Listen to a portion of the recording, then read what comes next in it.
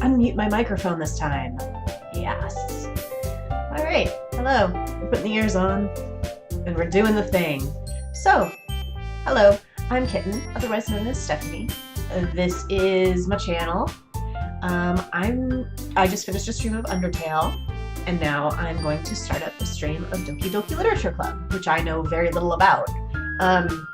Basically, I know that it's essentially a graphic novel, and that it's very traumatizing. That's literally all I know about it, so... I know it's traumatic, and there are a bunch of trigger warnings on it, but I don't know exactly what, or exactly what's gonna happen, so... that's what we're doing. We're gonna play this thing, and I'm going to be traumatized, I guess, so...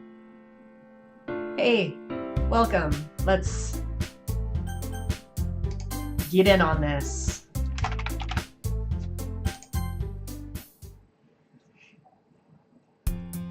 Hey! I see an annoying girl running toward me from a distance, waving her arms in the air like she's totally oblivious to any attention she might be drawing to herself. The girl is Sayori, my neighbor and good friend since we were children. You know, the kind of friend you'd never see yourself making today, but just kind of works out because you've known each other for so long? This protagonist seems nice. We used to walk to school together on days like this, but starting around high school, she would oversleep more and more frequently, and I would get tired of waiting up. But if she's gonna chase after me like this, I almost feel better off running away. Dude, I kinda don't like myself already. However, I just sigh and idle in front of the crosswalk and let Sayori catch up to me. I overslept again. But I caught you this time. Maybe, but only because I decided to stop and wait for you. I'm a dick. You say that like you were thinking about ignoring me. That's mean, Kitten. It is mean. I'm being kind of mean. Well, if people stare at you for acting weird, then I don't want them to think that we're a couple or something. Fine, fine. But you did wait for me after all. I guess you don't have it in you to be mean even if you want to. I mean, I pretty clearly do, I think. Whatever you say, Sayori. We cross the street together and make our way to school. As we draw near, the streets become increasingly speckled with other students making their daily commute. By the way, Kitten, have you decided on a club to join yet? I bet I know which club I'm gonna join! A club? I told you already, I'm really not interested in joining any clubs. Ugh. Am I like a baby goth? Ugh, clubs. I haven't been looking either. That's not true. You told me you would join a club this year. Did I? I'm sure it's possible that I did in one of our mini conversations where I dismissively go along with whatever she's going on about. Dude! I'm an asshole. Sayori likes to worry a little too much about me when I'm perfectly content just getting by on the average while spending my free time on games and anime. Sounds about right.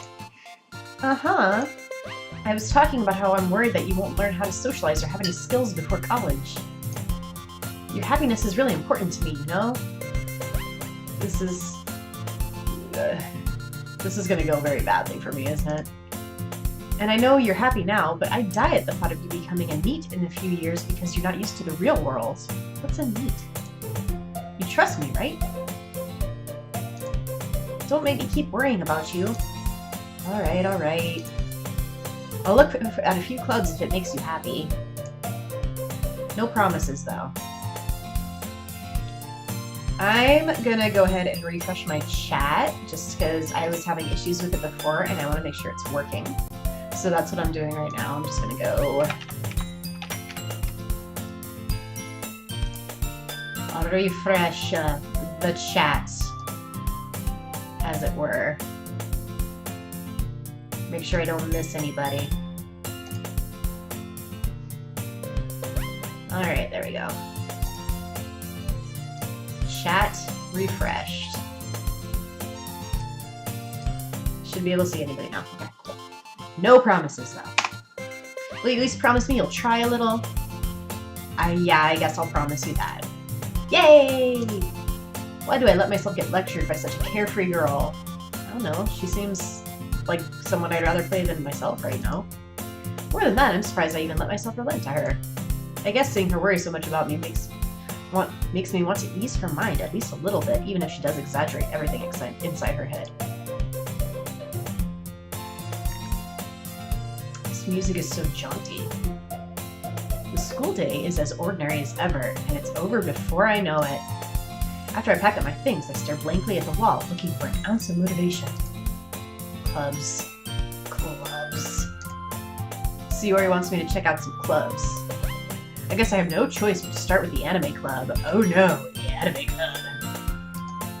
Hello? Sayori? Sayori must have come into the classroom while I was spacing out.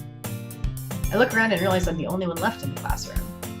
I thought I'd catch you coming out of the classroom, but I saw you just sitting here and spacing out, so I came in. Well, honestly, you're even worse than me sometimes. I'm impressed. You don't need to wait up for me if it's going to make you late to your own club. Well, I thought you might need some encouragement, so I thought, you know what? Well, that you could come to my club. Sayori. Yeah? There's no way I'm going to your club. Meanie. I'm a meanie. What is my problem? Sayori is vice president of the literature club. Not that I was ever aware that she had any interest in literature. Is the literature club a cult? Is that what's happening? In fact, I'm 99% sure she only did it because she thought it would be fun to help start a new club. Since she was the first one to show interest after the one who proposed the club, she inherited the title of vice president. That said, my interest in literature is guaranteed to be even less. What even are words? Yeah, I'm gonna go to the anime club. Come on, please? Why do you care so much anyway? Well, I kinda told the club yesterday that I would bring in a new member. And Natsuki made cupcakes and everything. Don't make promises you can't keep. I can't tell if Sayori is really that much of an airhead or if she's so cunning as to have planned all this out. I let out a long sigh. Fine, I'll stop for a cupcake, okay? Yay, let's go! Yes, let's go. And thus, today marks the day I sold my soul for a cupcake. Oh no, it is a cult. I dejectedly follow Sayori across the school and upstairs, a section of the school I rarely visit, being generally used for third-year classes and activities. Sayori, full of energy, swings open the classroom door. Everyone, the new member is here. I told you, don't call me a new member. I glance around the room. Welcome to the Literature Club. It is a pleasure meeting you. Sayori always says nice things about you. Seriously, you brought a boy? Way to kill the atmosphere. I'm a boy? Ah, kitten, what a nice surprise. Welcome to the club. All words escape me in this situation. This club is full of incredibly cute girls. I'm a boy. Nobody told me I had to be a boy. Hi, Potato. How you doing? What are you looking at? If you want to say something, say it. Sorry. Natsuki.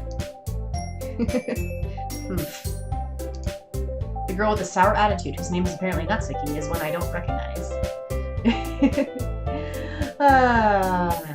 Good. I'm glad you're well. Okay, so I guess I'm a boy, which I'm being a real dick to my friend, but okay. Her small figure makes me think she's probably a first year. She's also the one who made the cupcakes, according to Sayori. You can just ignore her when she gets moody. Sayori says that quietly in my ear, then turns back toward the other girls. Anyway, this is Natsuki, always full of energy. And this is Yuri, the smartest in the club. Don't say things like that. Oh, the blush. Yuri, who appears comparatively more mature and timid, seems to have a hard time keeping up with people like Sayori and Natsuki. Ah, well, it's nice to meet both of you. And it sounds like you already know Monika, right? Is that right? That's right. It's great to see you again, Kitten. Monika smiles sweetly. Boy named Kitten. No, we're just gonna go with it. We do know each other. We rarely talked, but we were in the same class last year. Monika was probably the most popular girl in class. Smart, beautiful, athletic, probably a demon, I'm guessing. Basically completely out of my league. So having her smile at me so genuinely feels a little... You too, Monika. Come sit down, kitten. We made room for you at the table so you can sit next to me or Monica. I'll get the cupcakes. Hey, I made them. I'll get them. Sorry, I got a little too excited. Then how about I make some tea as well? The girls have a few desks to arrange to form a table. A few desks arranged to form a table. As Sayori mentioned, it's been widened so that there's one space next to Monica and one space next to Sayori. What will I choose? Natsuki and Yuri walk over to the corner of the room where Natsuki grabs a wrapped tray and Yuri opens a closet. Yeah, it's gonna be some sticky pages, I think. Still feeling awkward, I take a seat next to Sayori. Natsuki proudly marches back to the table, tray in hand. Okay, are you ready? Ta-da! Wow! Natsuki lifts the foil off the tray to reveal a dozen white, fluffy cupcakes decorated to look like little cats. Daw. The whiskers are drawn with icing, and little pieces of chocolate were used to make ears. So cute! I had no idea you were so good at baking, Natsuki. Well, you know. Just hurry and take one. Does she have a sharp tooth? Does she have like a canine sticking out there? Is she a vampire? Sayori grabs one first, then Monica. I follow. It's delicious. Sayori talks with her mouth full and has already managed to get icing on her face. I turn the cupcake around in my fingers, looking for the best angle to take a bite. Natsuki is quiet. I can't help but notice her sneaking glances in my direction. Is she waiting for me to take a bite? I finally bite down. The icing is sweet and full of flavor. I wonder if she made it herself. This is really good. Thank you, Natsuki. Why are you thanking me? It's not like... Haven't I heard this somewhere before? Made them for you or anything. Yeah, I thought you technically did, Sayori said. Well, maybe, but not for you, you dummy. Alright, alright.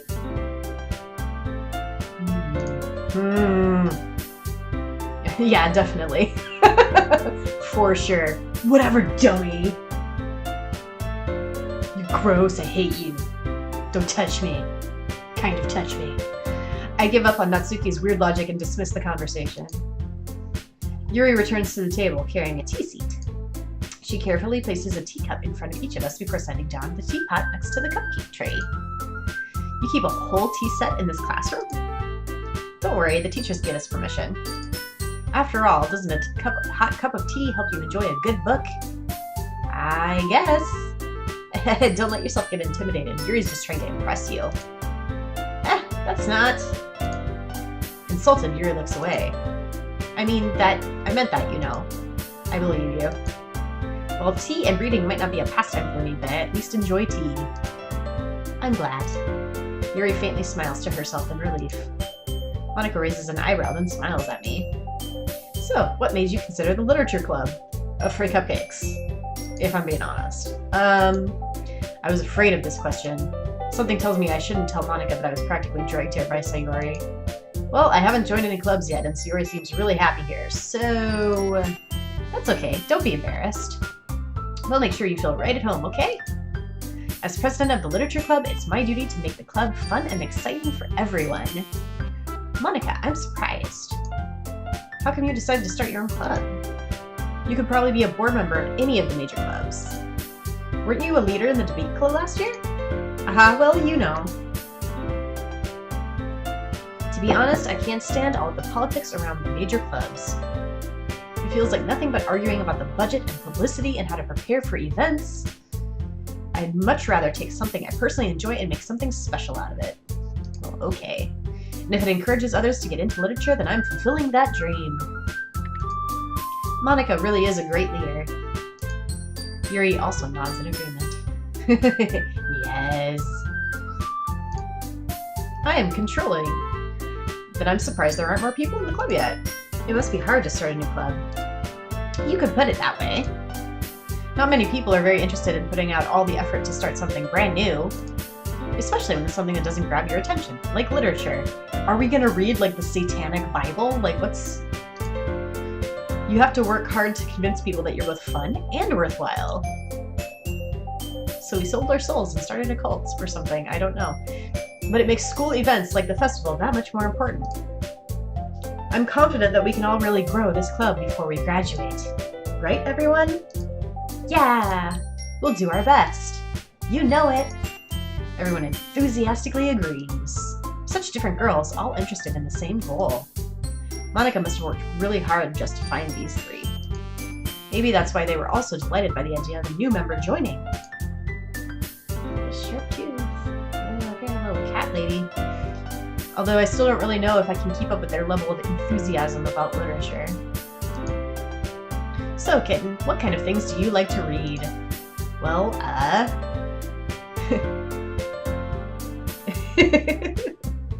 girls who are passionate about books? Weird! Considering how little I've read these past few years, I don't really have a good way of answering that.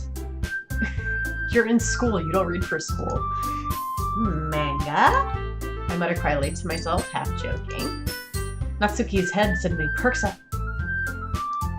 It looks like she wants to say something, but she keeps quiet. Not much of a reader, I guess. Apparently not. Well, that can change.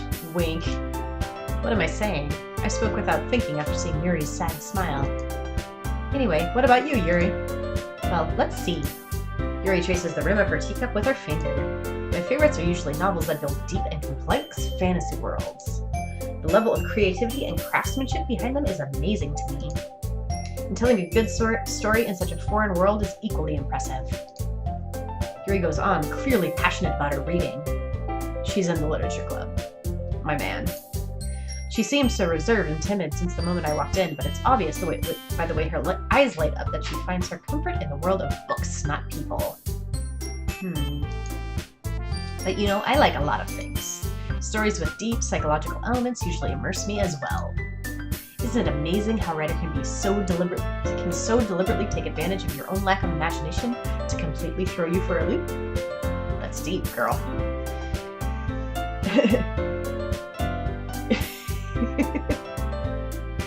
Yeah. Anyway, I've been reading a lot of horror lately. Uh-oh. I read a horror book once. I desperately grasped something I can relate to at the minimum level. At this rate, Yuri might as well be having a conversation with a rock. I mean, really? I wouldn't have expected that, Yuri. For someone as gentle as you. I guess you could say that. But if a story makes me think or takes me to another world, then I really can't put it down. Surreal horror is often very successful at changing the way you look at the world, if only for a brief moment. Ugh, I hate horror. Oh, why is that? Well, Natsuki's eyes dart over to me for a split second. Never mind. That's right, you usually like to write about cute things, don't you, Natsuki? Well, what? What gives you that idea? You left a piece of scrap paper behind last club meeting. It looked like you were working on a poem called Don't Say It Out Loud! And give it back! Fine.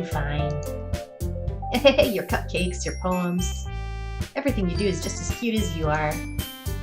Yuri sidles up behind Natsuki and puts her hands on her shoulders. I'm not cute!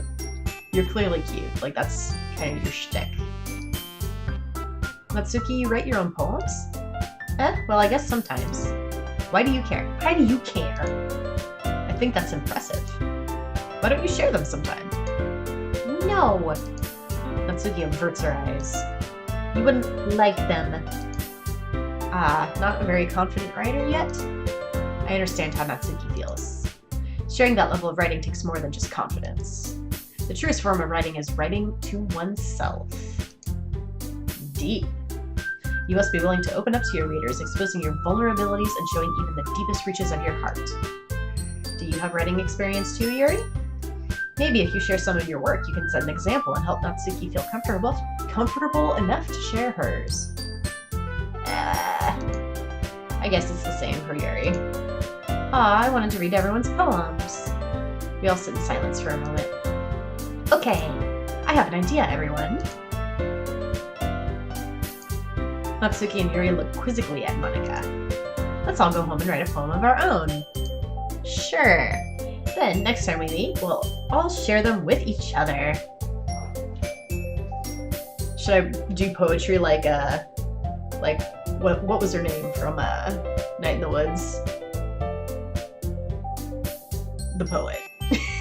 Whose name I can't remember now. That way, everyone is even. Yeah, let's do it. Plus now we have a new member. I think it will help us. It will help us all get a little more comfortable with each other and strengthen the bond for the club. Yes, the neighbor girl. Selmers. That's what her name was. Selmers. Isn't that right, kitten? Monica smells warmly at me once again. Hold on, there's still one problem. Huh? What's that? Now that we're back to the original topic of me joining the club, I bluntly come forth with what's been on my mind the entire time. I never said I would join this club. Sayori might have convinced me to stop by, but I never made a decision. I still have other clubs to look at, and, I lose my train of thought. All four girls stare back at me with dejected eyes. Those dejected eyes, though. But, I'm sorry, I thought... Kitten? You all... Yeah, I mean... Yeah. I don't know what direction this is gonna go, but hopefully it's not super gross. Anyway, I'm defenseless against these girls. How am I supposed to make a clear-headed decision when it's like this? That is, if writing poems is the price I need to pay in order to spend every day with these beautiful girls. Right. Okay, I've decided then. I'll join the literature club. One by one, the girls' eyes light up. Yay! Yes, I'm so happy! Sayori wraps her arms around me, jumping up and down. Hey! You really did scare me for a moment. If you really just came for the cupcakes, I would be super pissed. That makes it official. Welcome to the literature club. Thanks, I guess. Okay, everyone. I think with that, we can officially end today's meeting on a good note. Everyone remember tonight's assignment. Write a poem to bring to the next meeting so we can all share. Monica looks over at me once more. Kitten, I look forward to seeing how you express yourself.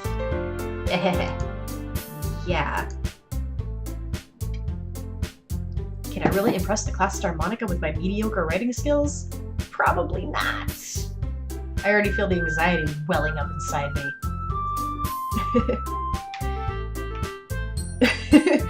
Not only a guy, but this particular guy who seems like a wet blanket.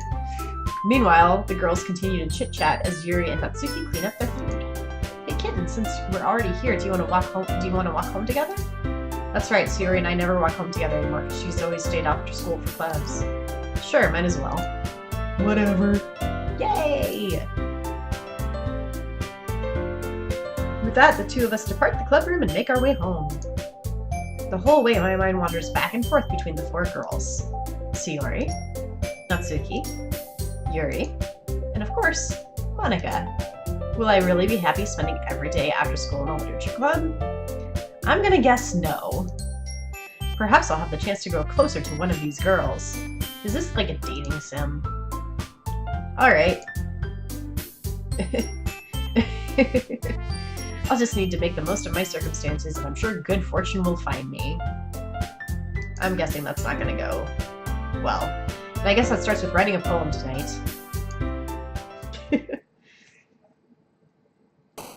Right? Pick words you think your favorite club member will like. Something good might happen to whoever likes your poem the most. Okay. I don't really have a favorite yet, so,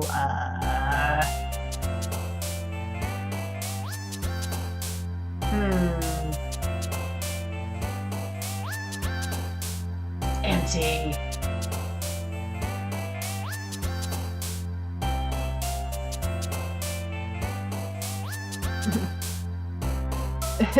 Bummer. I was like, I'll write a poem. Oh, wait. Effulgent. Nice. Electricity.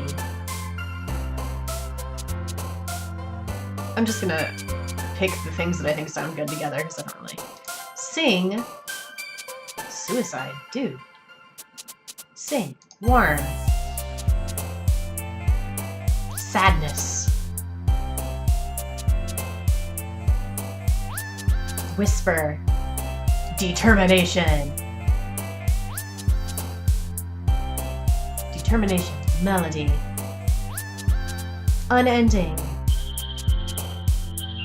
Peace. Pure. Ocean. Memories.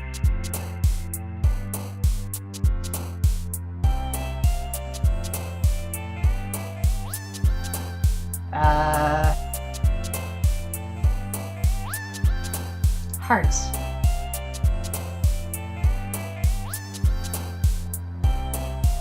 Raindrops. Breathe. Joy.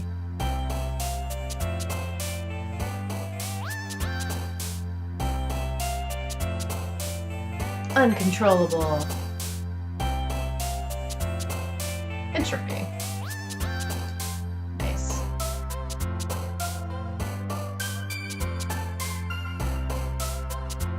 Extraordinary. Okay. Hi again, kitten. Glad to see you didn't run away on us. Ha ha ha. Nah, don't worry. This might be a little strange for me, but at least I keep my word. Well, I'm back at the literature club. I've noticed. I was the last to come in, so everyone else is already hanging out. Thanks for keeping your promise, kitten. I hope this isn't too overwhelming of a commitment for you. Making you dive headfirst into literature when you're not accustomed to it? Because apparently I don't read ever. Oh, come on, like he deserves any slack. See, where I told me you didn't even want to join any clubs this year. And last year, too. I don't know if you plan to come here and just hang out or what. But if you don't take us seriously, then you won't see the end of it. Natsuki, you certainly have a big mouth for someone who keeps her manga collection in the club room. Natsuki finds herself stuck between saying Monica and manga. Manga is literature. Swiftly defeated, Natsuki plops back into her seat. Don't worry, guys. Kitten always gives his best as long as he's having fun. Yeah. He helps me with busy work without me even asking. Like cooking, cleaning my room. So are video games. It's all art. How dependable. Sayori, that's because your room is so messy it's distracting. And you almost set your house on fire once. Is that so? You two are really good friends, aren't you? I might be a little jealous. How come? You and Kit can become good friends too. Sayori. As usual, Sayori seems oblivious to the weird situation she just put me into. Oh, Yuri even brought you something today, you know? But wait, Sayori? Yeah, me? Not really. Yeah, why would you bring me anything? I'm a loser. Don't be shy. It's really nothing. What is it? Never mind. Sayori made it sound like a big deal when it's really not. What do I do? I'm sorry, Yuri, I wasn't thinking. I guess that means it's up to me to rescue this situation. Hey, don't worry about it. First of all, I wasn't expecting anything in the first place, so don't get me anything I don't deserve it. So any nice gesture from you is a pleasant surprise. It'll make me happy no matter what. Is that so? Yeah, I won't make a big deal if you don't want it to be. Alright. Well, here. Yuri reaches into her bag and pulls out a book. I didn't want you to feel left out, so I picked out a book I thought you might enjoy. Is it demonic? It's a short read, so it should keep your attention even if you don't usually read. And we could, discuss it if you wanted. This is... Why are they all crushing on me immediately? This is ridiculous. How is this girl accidentally being so cute? I don't think it's an accident, bro. She even picked out a book she thinks I'll like, despite me not reading much. Yuri, thank you. I'll definitely read this. I enthusiastically take the book. Phew. Well, you can read it at your own pace. I look forward to hearing what you think. Now that everyone's settled in, I expected Monica to kick off some scheduled activities for the club. Yeah, basically. But that doesn't seem to be the case. Sayori and Monica are having a cheery conversation in the corner. Yuri's face is already buried in her book. I can't help but notice her intense expression like she was waiting for this chance. Meanwhile, Natsuki is rummaging around in the closet. Man, it looks like no one wants to be bothered today. So where's your frickin' book, dude? I slumped down into the nearest desk. How am I supposed to occupy myself with something literature-related by myself like this?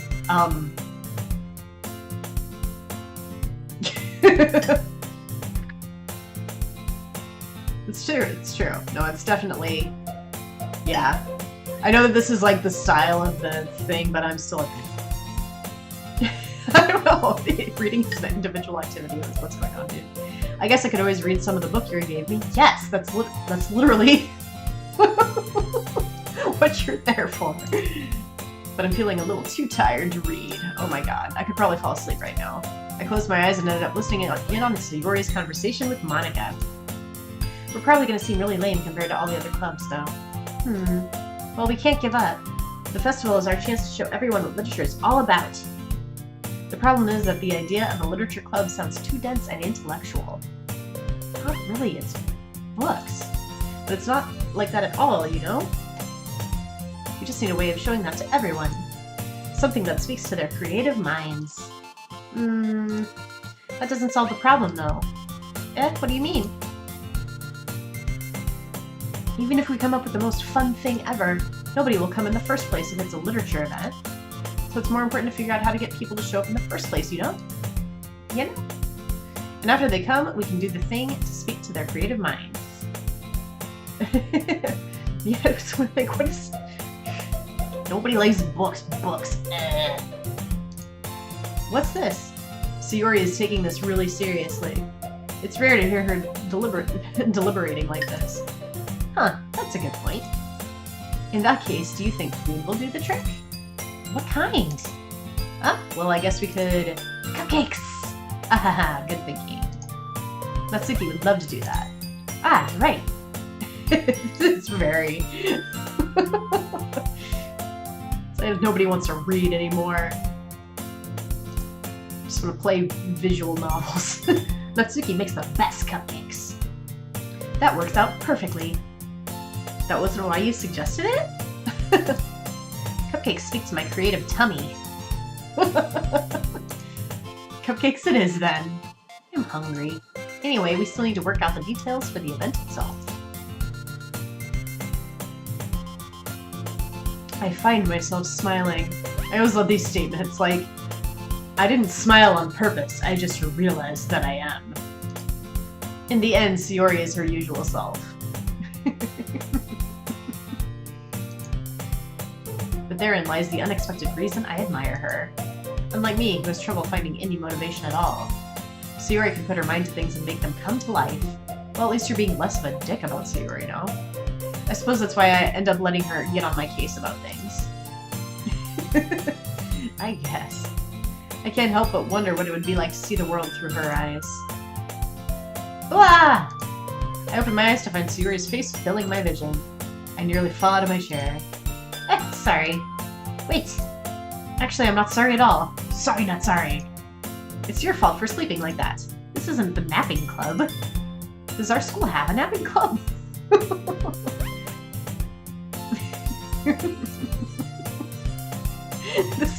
What is even the point of this dude? You're staying up late again, aren't you? Now that you're in a club, you're gonna have less time for anime, you know? You need to get used to it. Don't say that so loud. Don't talk about how I watch anime, it's so embarrassing. I glanced over my shoulder to see if Monica overheard. Dude, I would rock a varsity nap team. It's true, though. Yeah. I know. You're always looking out for me, Sayori. That's what I do best. That's a problem. What about you? You look out for me better than you look out for yourself. You're still oversleeping every day, aren't you? Not every day. That's not very convincing. How many days this past week have you gotten up on time? It's a secret. I knew it. Come on. At least give me the benefit of the doubt. I can't even do that. Look, Sayori, it's written all over you. Sayori glances around at herself. Because clearly she's very literal-minded. How is it written all over me? You were clearly in a rush this morning. Look at your hair sticking out all around, all around here. I run my fingertips down the side of Sayori's hair, trying to straighten it out. Man, you really need a brush for this. My hair is just really hard to get right. I won't fall for that. There's more than just your hair. Look, your bow isn't straight either. And there's toothpaste stain on your collar right here. I try to wipe the stain off with my finger. Any excuse to keep touching this girl closer to her boobs, am I right? But nobody would ever notice that. Of course they would. Nobody's gonna tell you about it because they don't want to embarrass you. Fortunately, I don't really care about that, because I'm an asshole. Hey, you meanie. And you don't even keep your blazer buttoned up. Seriously, Sayori. Why do you think you don't have a boyfriend yet? Because she keeps hanging out with dicks like you, man. Eh? That's super mean. Sorry, but you'll thank me later.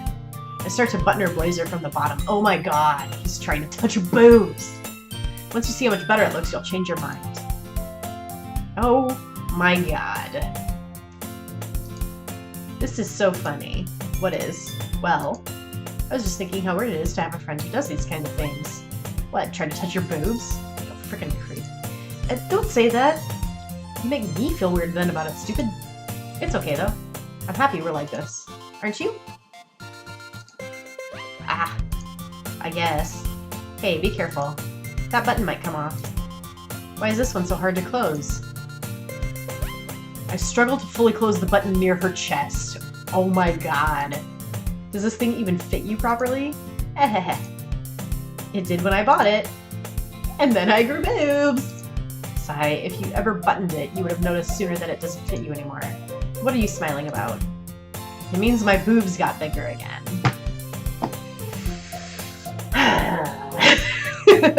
Don't say that out loud. Anyway, you look so much better now, so... Ah! Why does it feel strange to see Sayori's blazer buttoned up like that? But it's so stuffy. Ugh. It's not worth it at all. Sayori hastily unbuttons the blazer once more. Bleh. Phew. So much better. Sayori puts her arms out and twirls around.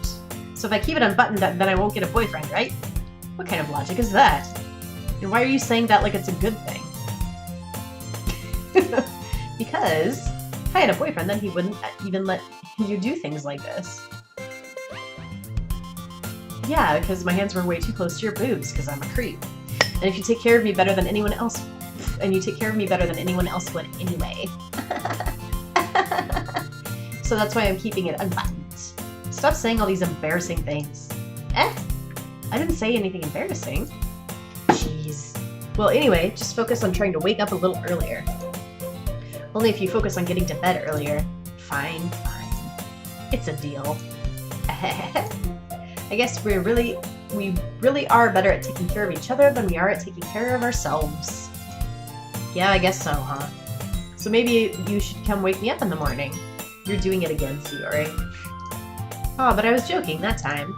Man, it's impossible to tell with you sometimes. Okay, everyone! Eh? Monika suddenly calls out. Why don't we share the poems we wrote now? Oh, alright. Yay! Kitten, I can't wait to read yours! It's nonsense! It's word salad. Enjoy it. Yeah, same.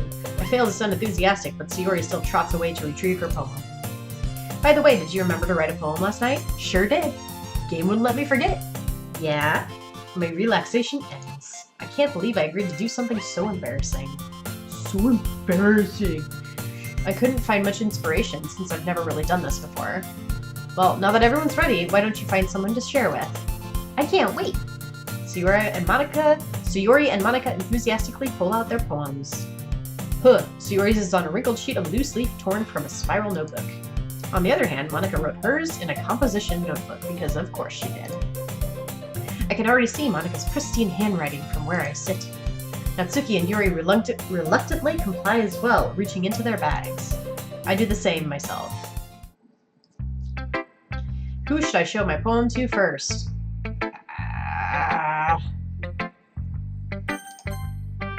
I'm definitely most comfortable sharing it with Sayori first. She's my good friend, after all. Oh my goodness. This is so good, kitten. Eh? I love it. I had no idea you were such a good writer. Sayori, you must be seriously overreacting. I'm not a good writer at all. I honestly have no idea what I'm doing. No idea. Well, maybe that's why. Because I have no idea what I like either. Jeez. I'm sure Yuri's opinion has to be a little more constructive than this. Maybe even Natsuki's. Are you sure you don't like it just because I wrote it? Eh? Well, I'm sure that's part of it. I I think I understand you better than a lot of other people, you know? So when I read your poem, it's not just a poem. It's a kitten poem. And that makes it feel extra special. Like I can feel your feelings in it. I can feel your feelings. Sayori hugs the sheet against her chest. You're so weird, Sayori. I'm really happy that you that you wrote one. It just reminds me of how you really are a part of a club now. Not to mention the fact that I'm standing in front of you in the club room. Well, of course. I'm not really into it yet, but that doesn't mean I'll break my promise. See? It's like I said before, kitten. Deep down, you're not selfish at all, you know? I don't know about that. Trying new things like this for other people? That's something that only really good people do. Sure. Thanks, Sayori. I'm not sure if Sayori sees the full picture of my motive here. Then again, I can't deny that she's part of the reason I joined. Knowing how much this means to her and all. Yeah. And I'm gonna make sure you have lots of fun here, okay? That will be my way of thanking you. Alright, I'm gonna hold you to that then. Yay! Now you'll read my poem too, right? Don't worry, I'm really bad at this. We'll see about that. Dear sunshine, the way you glow through my blinds in the morning, it makes me feel like you missed me. Kissing my forehead to help me out of bed, making me rub the sleepy from my eyes. Are you asking me to come out and play? Are you trusting me to wish away a rainy day? I look above, the sky is blue.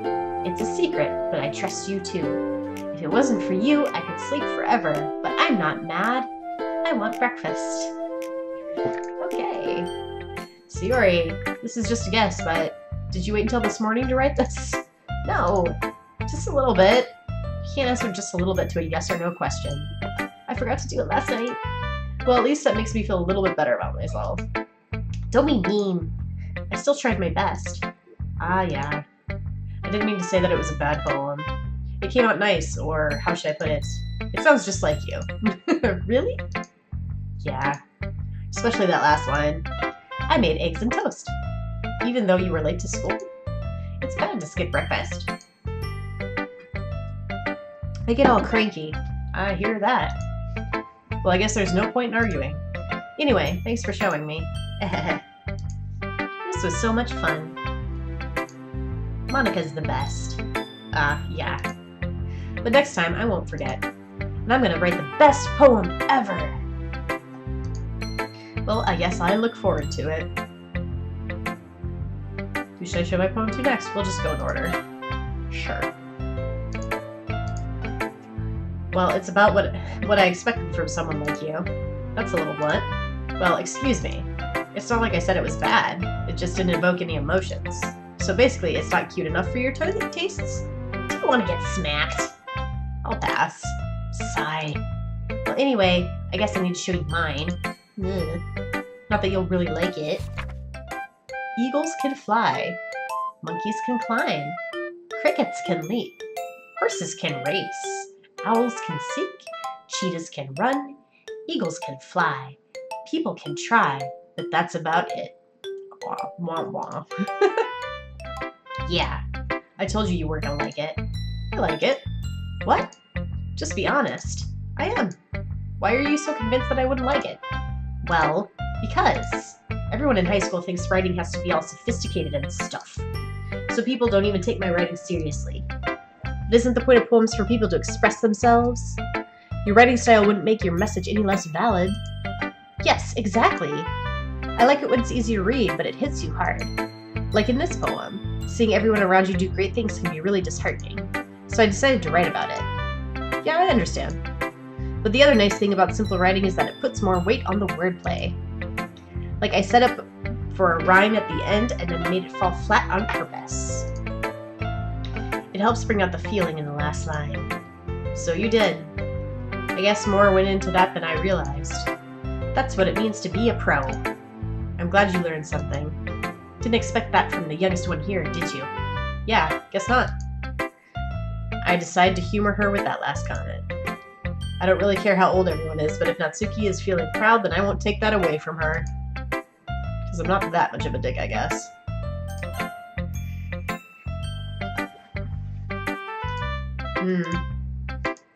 Yuri stares at the poem. A minute passes, more than enough time for her to finish reading. Oh, sorry. I forgot to start speaking. It's fine. Don't force yourself. It's fine. I'm not. I just need to put my thoughts into words. Hold on. Okay. This is your first time writing a poem, right? Yeah. You can probably tell. Why do you ask? I'm just making sure. I guess that it might be after reading through it. Ah, so it's that bad. No! Did I just raise my voice? I'm sorry. Yuri brushes her face in her hands. No! Oh, no, kitty. Bad kitty. Oh, it's okay. That sucks. I know how that goes. Between a toddler and two cats, I know how that goes. Yuri brushes her face in her hands, buries her face in her hands. I couldn't help but notice that it's been several minutes and we really haven't gotten anywhere. It might take Yuri a while to get used to new people. It's fine, I really didn't notice. What were you saying? Right, it's just that there are specific writing habits that are usually typical of new writers. And having been through that myself, I kind of learned to pick up on them. I think the most noticeable thing I recognize in new writers is that they try to make their style very deliberate. In other words, they tend to pick a writing style separate from the topic matter, and they form-fit the two together. The end result is that both the style and the expressiveness are weakened. Once Yuri finds her train of thought, it's as if her demeanor totally changes. Her stammering is completely gone, and she sounds like an expert. She's a smarty pants. Of course, it's not something you can be blamed for. There are so many different skills and techniques that go into writing even a simple poem. Not just finding them and building them, but getting them to work together is probably the most challenging part. It might take you some time, but it all comes with practice and learning by example and trying new things. I also hope that everyone else in the club gives you a valuable feedback. Natsuki can be a little bit biased, though. Biased? How? Well, never mind. I shouldn't be talking about people like that. Sorry. It's fine. I'm not sure if Yuri is apologizing to herself, to me, or to Natsuki. Babe. Do you mind if I read your poem, though? Blah, please do. I'd love to share my thought process behind it. Yuri smiles dreamily as if it's a rare opportunity for her, which itself is kind of funny. After all, isn't it supposed to be a literature club? Ghost under the light. The tendrils of my hair illuminate beneath the amber glow. Bathing. It must be this one. The last remaining streetlight to have withstood the test of time. The last yet to be replaced by the sickening blue-green hue of the future. I bathe. Calm. Breathing air of the present but living in the past. The light flickers. I flicker back.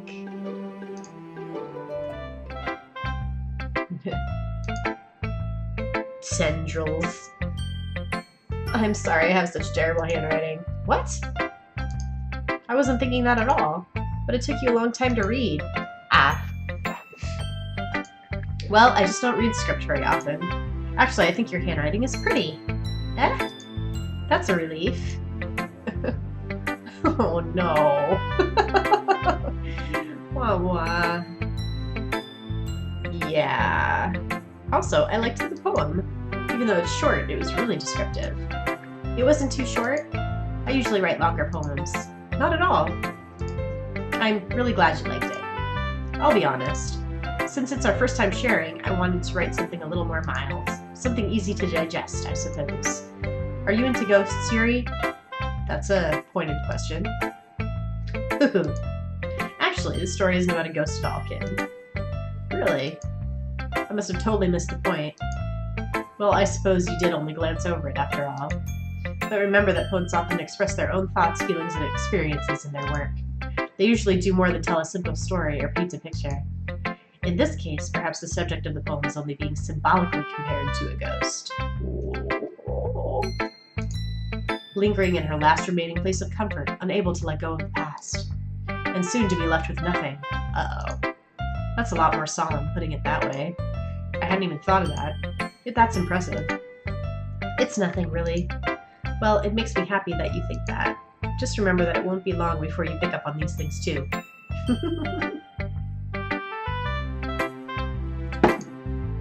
Yeah, maybe you're right. What is a metaphor? I guess I'll have to keep trying. I'm counting on you. All right. Hi, kitten. Having a good time so far? Sure. Good, glad to hear it. By the way, since you're new and everything, if you ever have a suggestion for the club, like new activities or things we can do better, I'm always listening. Don't be afraid to bring things up, okay? Alright, I'll keep that in mind. Of course, I'll be afraid to bring things up. I'm much better off just going with the flow until I'm more settled in. Anyway, want to share your poem with me? It's kind of embarrassing, but I guess I have to. Don't worry, kitten. We're all a little embarrassed today, you know? But it's sort of a barrier that we'll all learn to get past singing. Yes, that's true. That feels like an ominous statement. I hand Monica my poem. I like this one. It makes me think of something Sayori would like. Is that so? You and Sayori are really good friends, right? I wouldn't be surprised if you had these sorts of things in common. Ah, well. We may be good friends, but Sayori and I are actually really different. Well, that may be the case. But maybe there's also some similarities that you wouldn't expect. The way she talks about you, it sounds like the two of you really care about each other's well-being. Yeah, apparently enough for me to button up her frickin' blazer for her. Even if you show it in different ways, it ends up being more similar than you'd think. So I think that's the kind of vibe I get when reading your poem. You sure you're not reading into it too much? I could be. Oh gosh, I sound like Yuri. But in any case, Sayori's writing has a kind of a gentle feel to it. I can tell she likes exploring with emotions like happiness and sadness. Who knew that someone was so happy would enjoy sad things too? Yeah, that's totally unexpected. Well, to each their own. And you shouldn't be afraid to experiment a little bit either. I'm sure I'll end up trying different things a lot. It could take a while before I feel comfortable doing this. That's okay. I'd love to see you try new things. That's the best way to find the kind of style that suits you. Everyone else may be a little bit biased toward their own kinds of styles, but I'll always help you find what suits you the most. So don't force yourself to write the way everyone else wants you to write. It's not like you have to worry about impressing them or anything. Anyway, do you want to read my poem now? Don't worry, I'm not very good. You sound pretty confident for someone who claims to not be very good. Well, that's because I have to sound confident. That doesn't mean I always feel that way, you know? I see. Well, let's read it then. Hole in wall. It couldn't have been me. See? The direction the spackle protrudes. A noisy neighbor? An angry boyfriend? I'll never know. I wasn't home. I peer inside for a clue. No, I can't see. I reel, blind, like a film left out in the sun. But it's too late. My retinas. Already scorched with a permanent copy of the meaningless image. It's just a little hole. It wasn't too bright. It was too deep. Stretching forever into everything. A hole of infinite choices. I realize now that I wasn't looking in. I was looking out. And he, on the other side, was looking in. Well. It's very free form, if that's what you call it. Sorry, I'm not really the right person to ask for feedback. It's okay. Yeah, that kind of style has gotten pretty popular nowadays. That is, a lot of poems have been putting emphasis on the timing between words and lines. When performed out loud, it can be really powerful. What was the inspiration behind this one? Well, I'm not sure if I know how to put it. I guess you could say I had some kind of epiphany recently. I was possessed by a demon. It's been influencing my poems a bit. An epiphany? Yeah, something like that. I'm kind of nervous to talk about deep stuff like that because it's kind of coming on strongly. Maybe after everyone is better friends with each other. Anyway, here's Monica's writing tip of the day. Sometimes when you're writing a poem or a story, your brain gets too fixated on a specific point. If you try so hard to make it perfect, then you'll never make any progress. Just force yourself to get something down on paper and tidy it up later. Another way to think about it is this. If you keep your pen in the same spot for too long, you'll just get a big dark puddle of ink. So just move your hand and go with the flow. Go with the flow.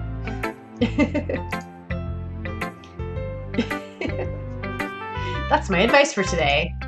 Thanks for listening. Thanks for offering. Phew. I guess that's everyone. I glance around the room. That was a little more stressful than I anticipated. It's as if everyone is judging me for my mediocre writing abilities. Even if they're just being nice, there's no way my poems can stand up to theirs. This is a literature club, after all. I sigh. I guess that's what I ended up getting myself into. Across the room, Sayori and Monica are happily chatting. My eyes land on Yuri and Natsuki. They gingerly exchange sheets of paper, sharing their respective poems. As they read in tandem, I watch each of their expressions change. Natsuki's eyebrows furrow in frustration. Meanwhile, Yuri smiles sadly. What's with this language? Eh? Did you say something? Oh, it's nothing. Natsuki dismissively returns the poem to her desk with one hand. I guess you could say it's fancy. Ah, thanks. Yours is cute. Cute? Did you completely miss the symbolism or something? It's clearly about the feeling of giving up. How can that be cute? I know that. I just meant the language, I guess. I was trying to say something nice. Eh? You mean you have to try that hard to come up with something nice to say? Thanks, but it really didn't come out nice at all. Well, I do have a couple of suggestions. If I was looking for suggestions, I would have asked someone who actually liked it. That's not generally how critique works, but okay. Which people did, by the way. Liked my poem. Sayori liked it. And Kitten did too. So based on that, I'll gladly give you some suggestions of my own. First of all, excuse me, I appreciate the offer, but I've spent a long time establishing my writing style. I don't expect it to change anytime soon, unless of course I come across something particularly inspiring. Which I haven't yet. And Kitten liked my poem too, you know. He even told me he was impressed by it. Natsuki suddenly stands up.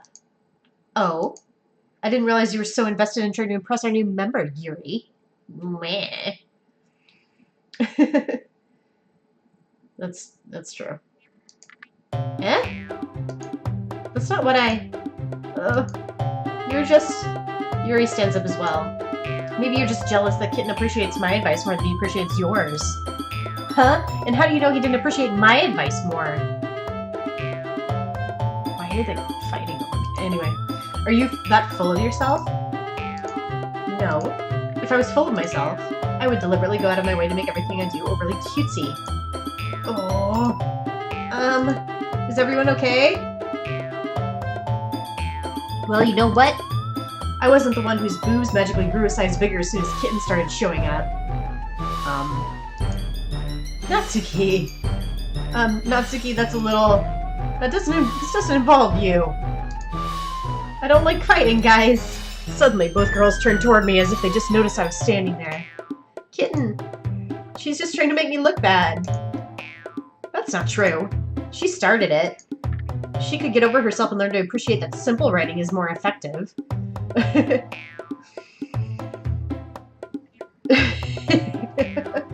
Right? Then this wouldn't have happened in the first place. What's the point of making your poems all convoluted for no reason? The meaning should jump out at the reader, not to force them to have to figure it out. Both things can be true. Help me explain that to her, Kitten. Wait, there's a reason that we have so many deep and expressive words in our language. The only way to convey complex feelings and meanings the most effectively. Avoiding them is not only unnecessarily limiting yourself, it's also a waste. You understand that, right, Kitten? Dude, like, you're both right. Well... How did I get dragged into this in the first place?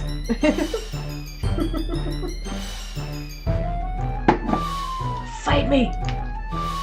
It's not like I know anything about writing, but whomever I agree with, they'll probably think more highly of me. I don't know. We'll go with...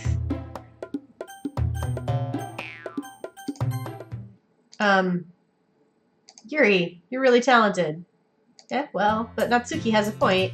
I think that... I rack my brain to attempt to back myself up. I think that conveying feelings with few words can be just as impressive as well. It lets the reader's imagination take over, and Natsuki's poem did a really good job at that. Yeah, it did, didn't it? Aha! Shows how much you know. You're both right. Neither of you are wrong. That's not... Natsuki. I think that's enough. Huh? Me? But she was so mean to me! Natsuki's voice whines. Look, what we talked about yesterday was right. Writing is a really personal thing. And sharing it can definitely be hard. It looks like we learned that today. Even small criticism can lead to something pretty heated. I glance over my shoulder. Sayori is nodding vigorously. Yeah, so you don't need to feel threatened. Oh, Twitter. Twitter. You're a great writer, Natsuki. Natsuki's voice gets caught in surprise. Thanks for noticing. She finally mutters that, barely audible. Yuri? Yuri looks at me dejectedly. With a face like that, I can't help but feel bad for her as well. I'm sure that Natsuki didn't mean everything she said. So you don't need to feel threatened either. Well, if you say so. Hey! It's not like you need to apologize for me, kitten. Sheesh. Natsuki takes a breath. The thing about, Natsuki glances around the room. But everyone stops staring at me! Unsurprisingly, Natsuki has a harder time with it than she boasted. Sayori and Monica look away. Anyway, the thing about your boobs, I didn't mean it, okay? That's all. Natsuki looks away, avoiding contact with everyone. I didn't mean that thing I said about your boobs, alright? Yeah, you're naturally beautiful, Yuri. Sayori? I'll go make some tea. I was just trying to help. I'm sure she appreciated it, Sayori. I pat Sayori on the shoulder. Well, now that we're past that, everyone's read each other's poems, right? I hope it was worthwhile for everyone. Ish. Especially you, kitten. Why especially me? Like, why am I especially? To be honest, it's a nice change of pace from lazing around. We got a little teased, you know. Ah, so my joining the club was responsible for ruining the atmosphere. No, not at all, not at all. There's still time before we go home, so we'll all relax for a bit. Of course, besides chatting, we do literature-related things in the club room, so maybe you can take a chance to pick up a book or do some writing. It would explain so much, like, why? Anyway. After all, that's what the club is for. I disagree, Monica. Huh? About what? That's not the most important thing about the literature club. The most important thing is having fun! Aha, of course. Well, I guess that's why you're the vice president, Sayori. In the end, though, Monica's right. Being in the literature club probably means I can't spend all my time doing nothing. But in the end, I guess it's been worth it so far. Okay, everyone. It's about time for us to leave. How did you feel about sharing poems? It was a lot of fun. Well, I'd say it was worth it. It was alright. Well, mostly. Kitten, how about you? Yeah, I'd say the same. It was a neat thing to talk about with everyone. Nap club. Awesome! In that case, we'll do the same thing tomorrow, and maybe you learn something from your friends too. So your poems will turn out even better. I think to myself, I did learn a little more about the kinds of poems everyone likes. With any luck, that means I can do a better job of impressing those I want to impress. I nod to myself with newfound determination. Kitten, ready to walk home? Sure, let's go. Sayori beams at me. It truly has been a while since Sayori and I have spent this much time together. I really can't say I'm not enjoying it either. Sayori, about what happened earlier. What do you mean? You know, between Yuri and Natsuki. Does that kind of thing happen often? No. That's really the first time I've seen them fight like that. I promise they're both wonderful people. They're fighting over you because you're a boy. You don't hate them, do you? No, I don't hate them. I just wanted your opinion, that's all. I can see why they make good friends with you. Phew. You know, kitten, it's nice that I get to spend time with you in the club, but I think seeing you along with everyone else is what makes me the happiest. And I think everyone really likes you too. That's... Every day is gonna be so much fun. Sigh. Looks like Sayori still hasn't caught on to the kind of situation I'm in. Sure, being friends with everyone is nice, but does it really need to stop there? We'll just have to see what the future holds, Sayori. I pat Sayori on the shoulder. I said that more to myself than to her, but it's easy to use Sayori as an internal monologue sometimes. Okay, yeah. Let's do this. Let's do this. Alright, new poem. Alright, I guess. So...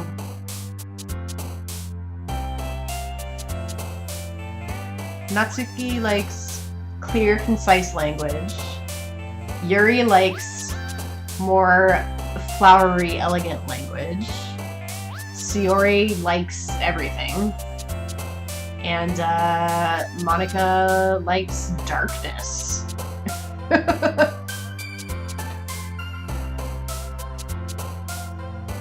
Alright, so sure.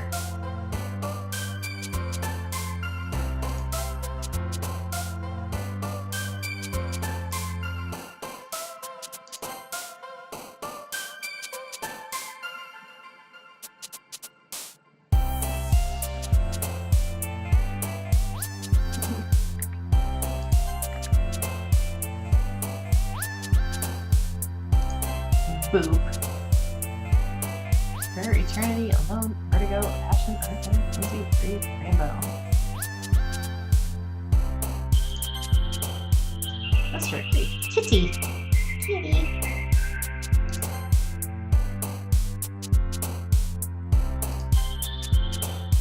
Lollipop. Fireflies. Dun, dun, dun, dun, dun, dun. Lucky. Mouse. Whisper. Nibble.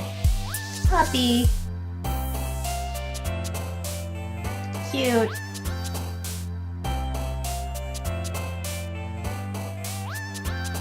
Smile.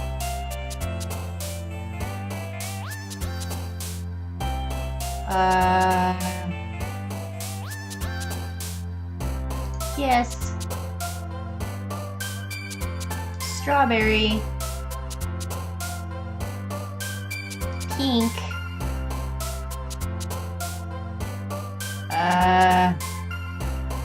Clouds. Voila. Voila. I want to see my own poems. Like, what are my own poems? Is it just a string of words, or am I, like, actually making a poem out of all this? Another day passes, and it's time for the club meeting already. I've gotten a little more comfortable here over the past couple days. Entering the club room, the usual scene greets me. Hi, kitten. Yo, Sayori. Looks like you're in a good mood today. I'm just still not used to you being in the club, that's all. I see. That's a pretty simple thing to get you in a good mood. But I guess it's always the simple things with you anyway. Speaking of which, I'm kinda hungry. Will you come with me to buy a snack? No thanks. That's not like you at all. I have my reasons. Why don't we take a look at your purse, Sayori?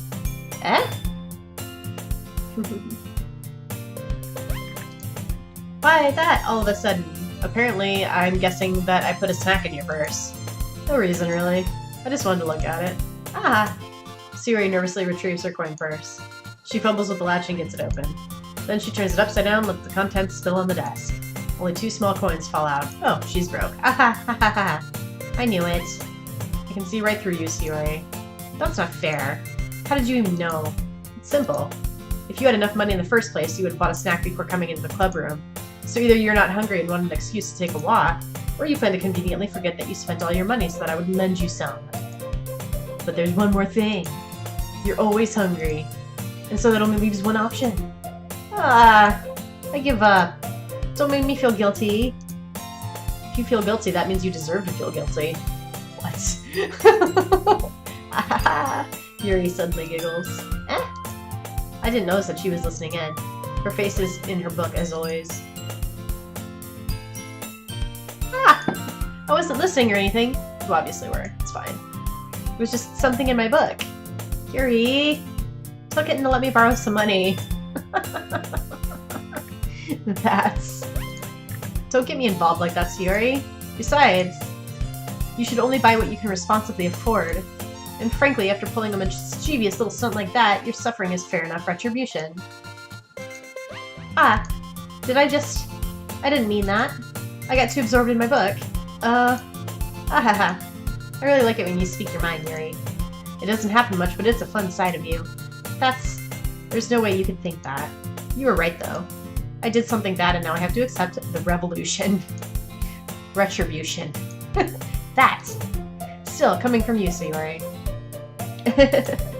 I guess there's a little devil inside all of us, isn't there? Foreshadowing? Don't let her fool you. Sayori knows exactly what she's doing. After all, she told you guys she was bringing me to the club before she even told me. But you wouldn't have come if it weren't for the cupcakes. So I had to trick Natsuki into making them. Come on, give me more credit than that, Sayori. Hello! Rantifu. How's it going? I haven't gotten to anything traumatizing yet. It's mostly just a dude being a creep and lots of cute girls, so...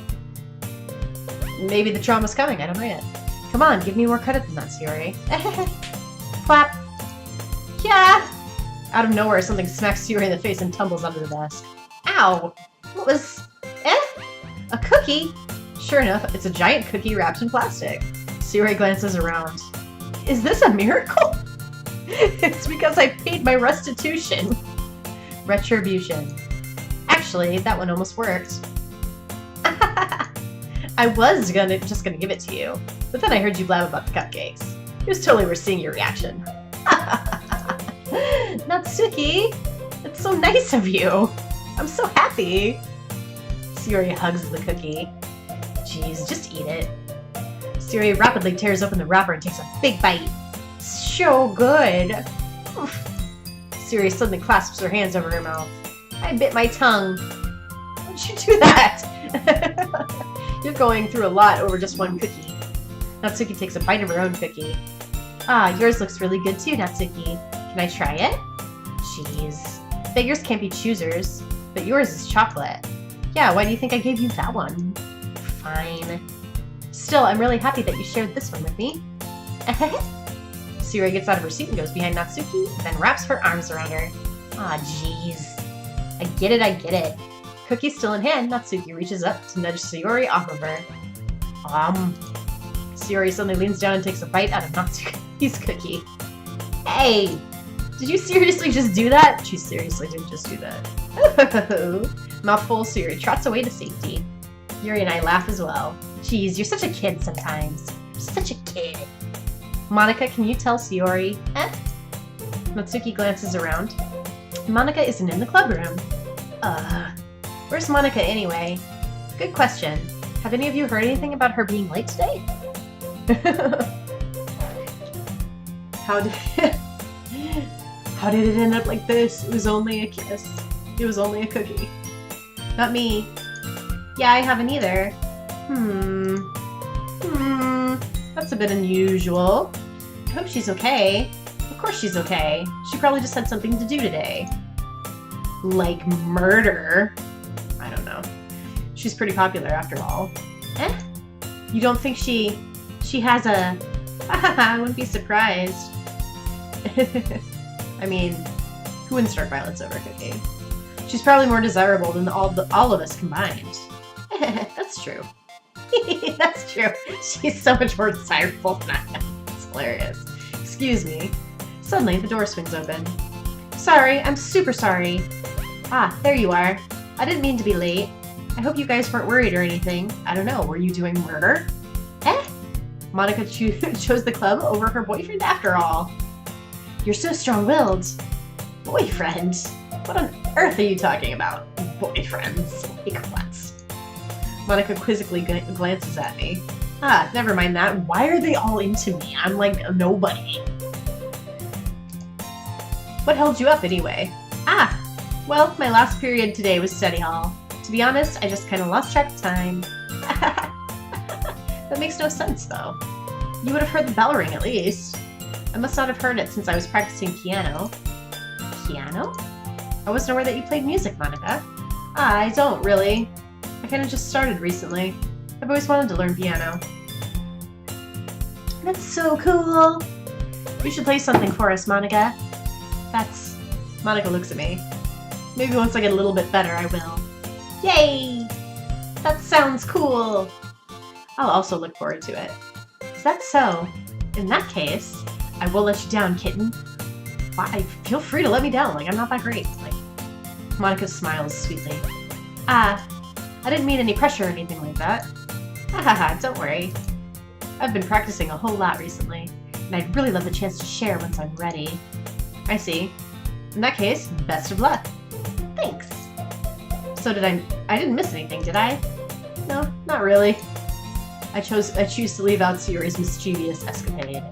Mischievous escapade. I'm sure Natsuki will end up complaining to her anyway. It looks like everyone has already settled down. Sayori somehow already finished her entire cookie. Yuri is back in her book, and Natsuki disappeared into the closet. No, they can't, apparently. I hear Natsuki utter an exasperated sigh from within the closet. Is she hiding in there? She seems to be annoyed by something. Is that girl ever not annoyed? I mean, she seems like her base state. I approach her in case she needs a hand. You looking for something in there? Freaking Monica. She never puts my stuff back in the right spot. What's the point of keeping your collection organized if someone else is just gonna mess it up?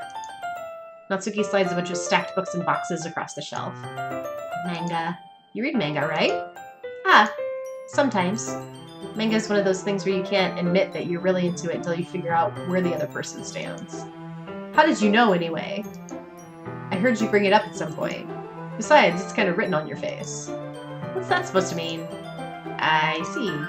There's a lone volume of manga amidst the stack of various books on the side of one of the shelves.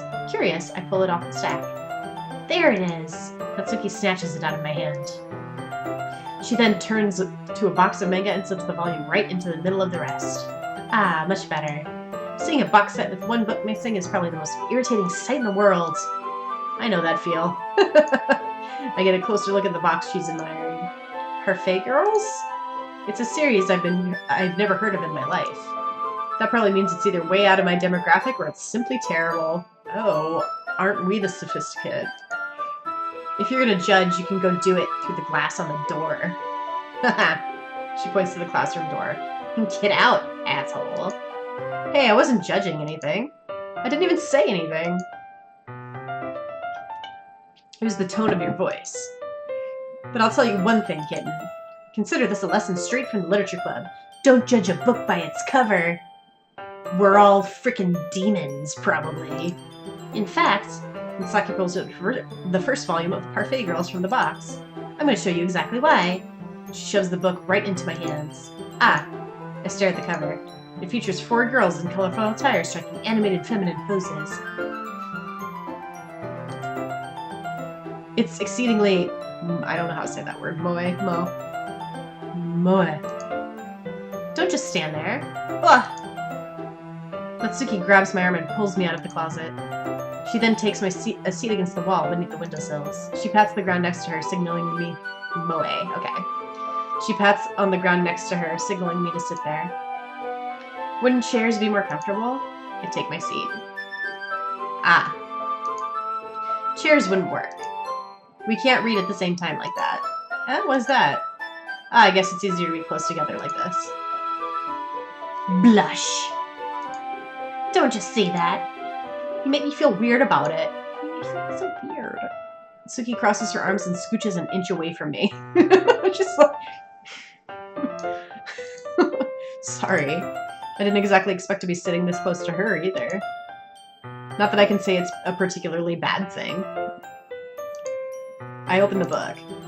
It's only a few seconds before Natsuki once again inches closer, reclaiming the additional space while she hopes I won't notice.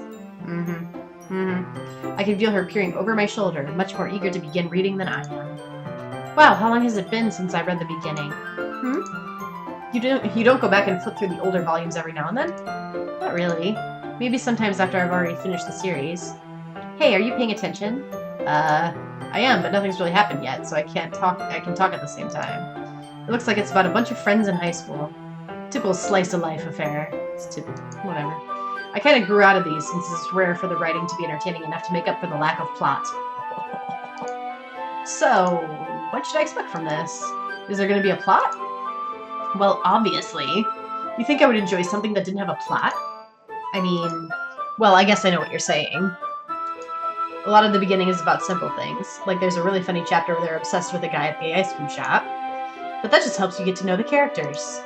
And besides, it's still entertaining. But later on, there's all kinds of drama. Like when they get into all their backstories and when some of the romance starts to happen. That's really what makes it so good. There's so many touching parts. Ah, is that so? Sounds like you really know what you're talking about. Maybe I underestimated you. Hey, wait. What's that supposed to mean? I'm an asshole! Ah! Natsuki gives me a little shove. I just meant that I haven't yet seen you at your full power. Humph. Good save. Ah, this chapter seems like it's about baking. This is just a guess, but is there a lot of baking in this manga? Well... Natsuki pauses for a moment as if she doesn't want to admit something. Yeah? So? Why does that matter? It doesn't, I was just curious. Since you enjoy baking too, right? That's just a coincidence. I just happened to get into baking at the same time I got this manga. Like I would ever get into anything because it's in a manga. I feel bad for anyone that impressionable. Ahaha! Definitely not a coincidence.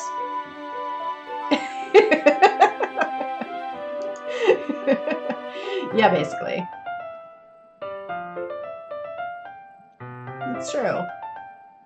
I guess that explains Natsuki's interest in baking. Still, all of the hobbies to pick up from a manga, that's definitely one of the better ones. Not to mention she's really good at it, so who am I to judge? Nobody. You're nobody. We read on for a few more minutes. I've finished a couple chapters at this point.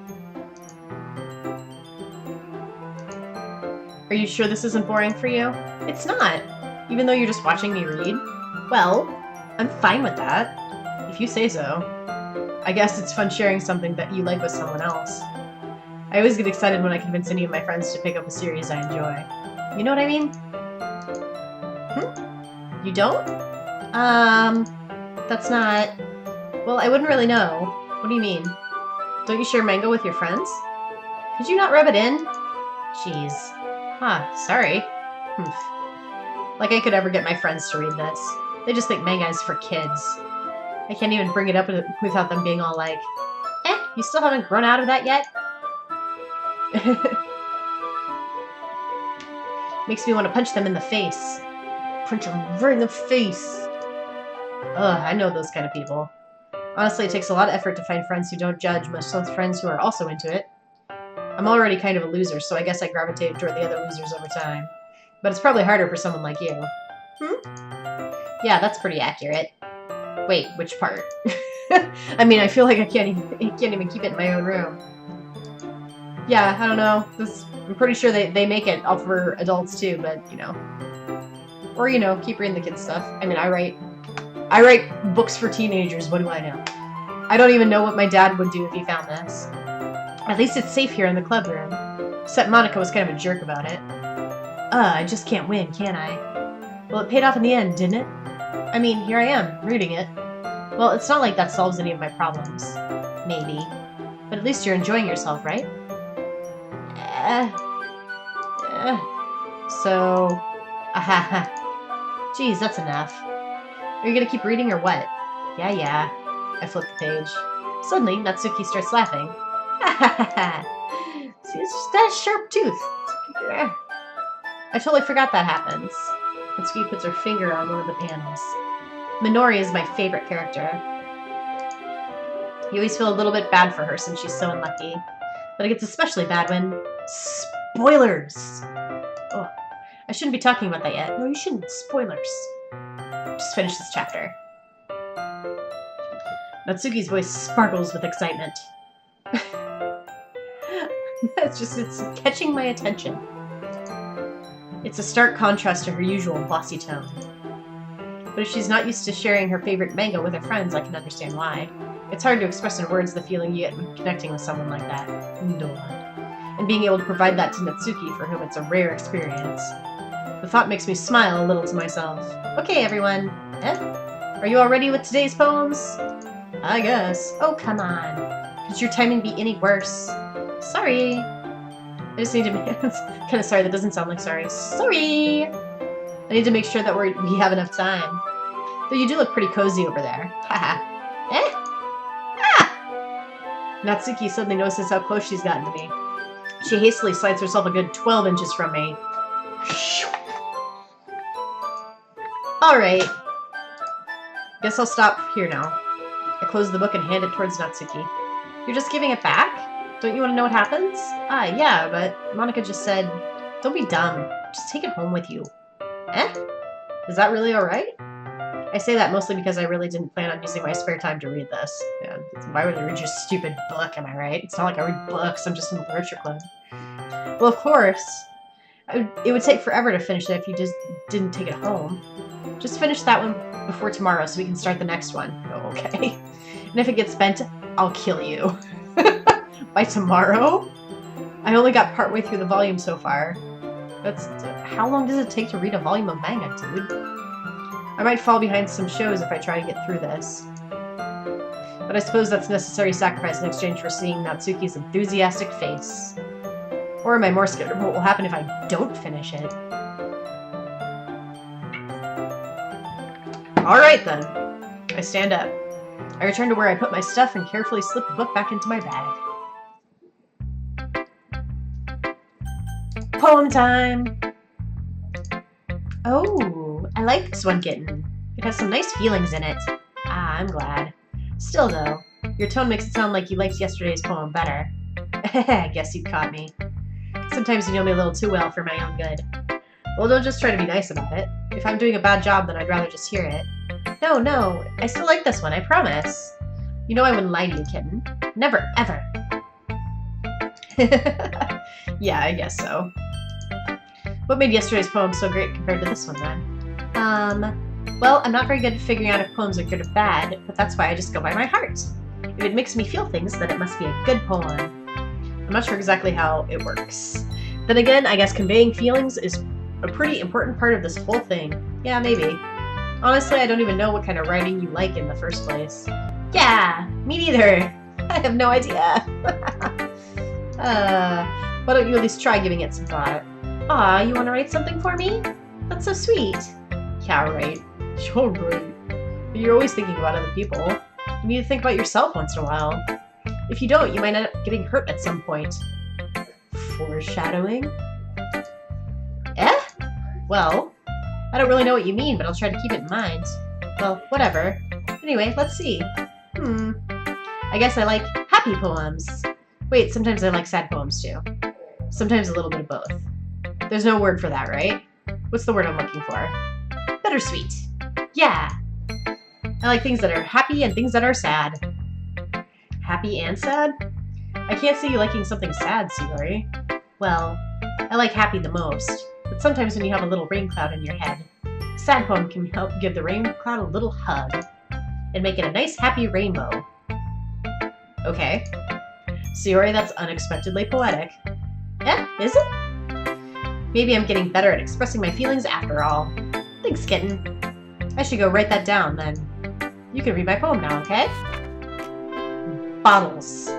I pop off my scalp like the lid of a cookie jar.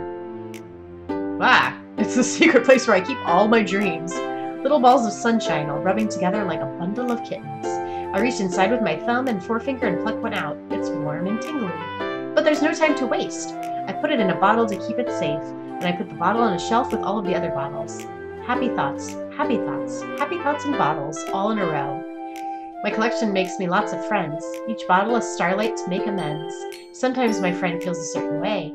Down comes a bottle to save the day. Night after night, more dreams. Friend after friend, more bottles.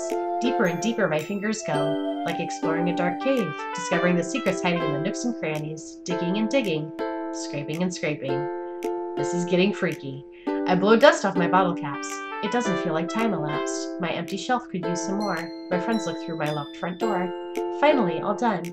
I open up and in come my friends. In they come in such a hurry. Do they want my bottles that much? I frantically pull them from the shelf, one after the other, holding them out to each and every friend, each and every bottle. But every time I let one go, it shatters against the tile between my feet. Happy thoughts, happy thoughts, happy thoughts in shards all over the floor. They were supposed to be for my friends who aren't smiling. They're all shouting, pleading, something. But all I hear is echo, echo, echo, echo, echo inside my head. Well, that got dark. Sayori, did you really write this? Of course I did. Did I tell you yesterday I was going to write the best poem ever? Yeah, but I mean, I didn't expect something like this coming from you. Monica taught me a whole lot. Oh no. What did Monica do to you? I've been really in touch with my feelings recently. I see that. It's almost kind of creepy. Kind of. No, I think it's explicitly creepy. I think is the word you're looking for. Creepy? Well, not exactly. Maybe because I'm so used to you being cheerful. Well, never mind. I'm thinking too hard about it. The point is, it came out good and you should be proud of it. Ah, thanks. I feel like it was meant to express myself this way. It even helps me understand my own feelings a little bit better.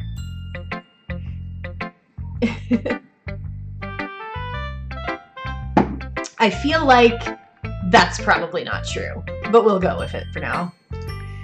Writing is like magic. You've gotten pretty passionate about this, huh? I hope you keep it up. Yeah, writing's the best. I'm gonna keep writing until I die. Don't get ahead of yourself. Sayori's always had a habit of getting obsessed with something before dropping it no more than a week later. I wonder if this is one of those times. But seeing that passion in her eyes makes it hard for me to be pessimistic. Who should I show my poem to next? Natsuki reads my poem. She keeps glancing at me, then back at the poem. By now she must have read it more than once. Aren't you supposed to be bad at this? Is that a compliment? No, I mean, you know. Natsuki struggles to find the words she wants. I just expected a lot less after what you showed me yesterday. That's all. Well, I guess I got lucky with this one. Yeah, exactly. Whatever. You just got lucky, you know? Don't get used to it. You won't always manage to write poems as cute. I mean, well written. No, so that's how it is. My poem is cute. No, why are you smiling? It's not that I like cute things. Natsuki shoves my poem back towards me. I thought you were stupid. Natsuki shoves my poem back towards me. Reading it again, I decided it's not so great after all. Whatever. It's too cute in Doki Doki. It would only impress, you know, girls who like these kinds of things. Like me, I'm just... For some reason, Natsuki is incredibly easy to see through. For some reason. Somehow. Well, anyway. You're gonna read mine now, right? Judging by your tastes, you'll probably like it a lot. You'll probably learn something too. Don't forget who the real pro is. Amy likes spiders. You know what I heard about Amy? Amy likes spiders. Icky, wriggly, hairy, ugly spiders. That's why I'm not friends with her. Amy has a cute singing voice. I heard her singing my favorite love song. Every time she sang the chorus, my heart would pound to the rhythm of the words. But she likes spiders. That's why I'm not friends with her. One time, I hurt my leg really bad. Amy helped me up and took me to the nurse. I tried not to let her touch me. She likes spiders, so her hands are probably gross. That's why I'm not friends with her. Amy has a lot of friends. I always see her talking to people. She probably talks about spiders.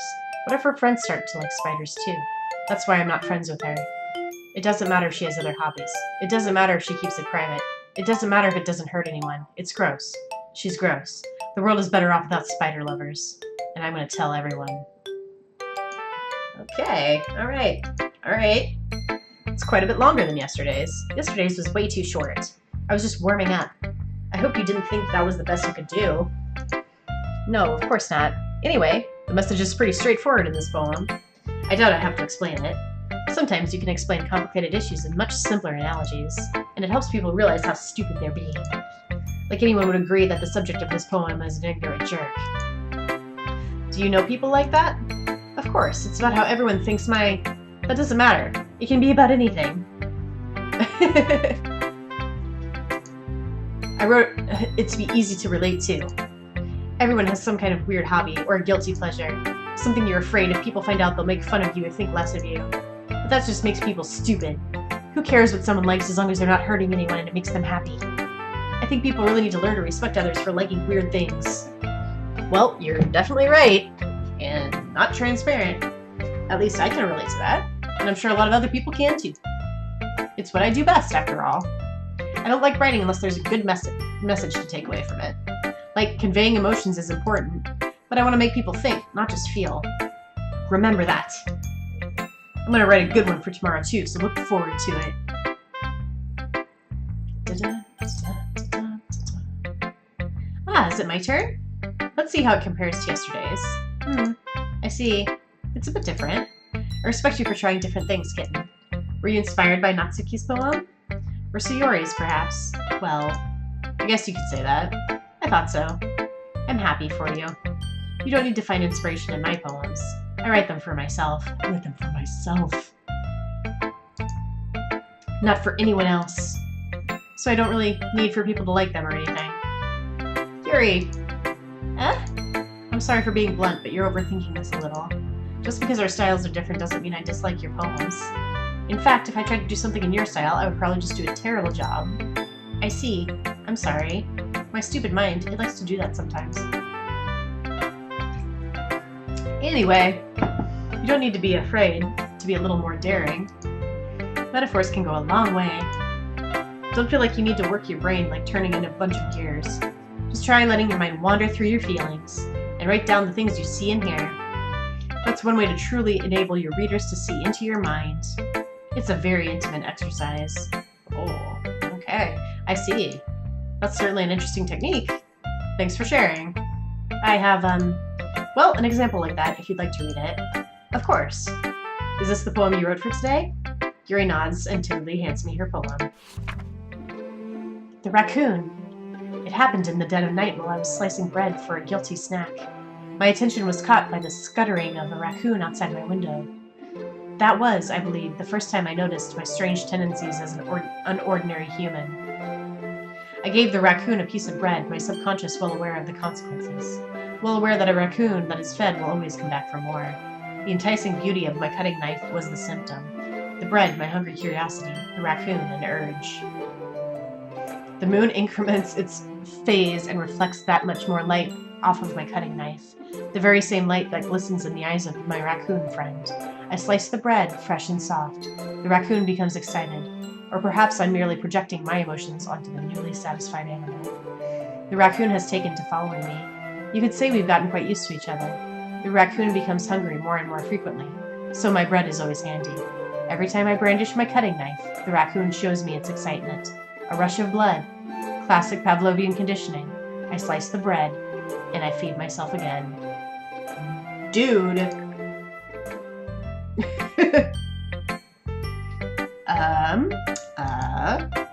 I was a little more daring with this one than yesterday's. I can see that.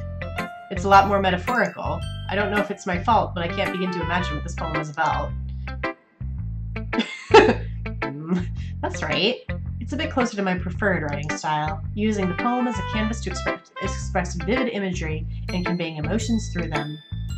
Yeah, if I take it at face value, then I can't even figure out what it's supposed to mean. Well, I think it's something that different people can relate to in their own way. I wanted to express the way it feels for me to indulge in my more unusual hobbies. It's those sorts of things that I'm usually forced to keep to myself, so sometimes I enjoy writing about them. Huh, that's funny. Did Natsuki also write something about that? About someone being ridiculed for a strange interest? Eh? She did? Yeah. She was talking about how it doesn't matter what you're into as long as you're not hurting anybody. She's right. I mean, does she really feel that way? Yeah. Sounds like you two have that in common. That's interesting.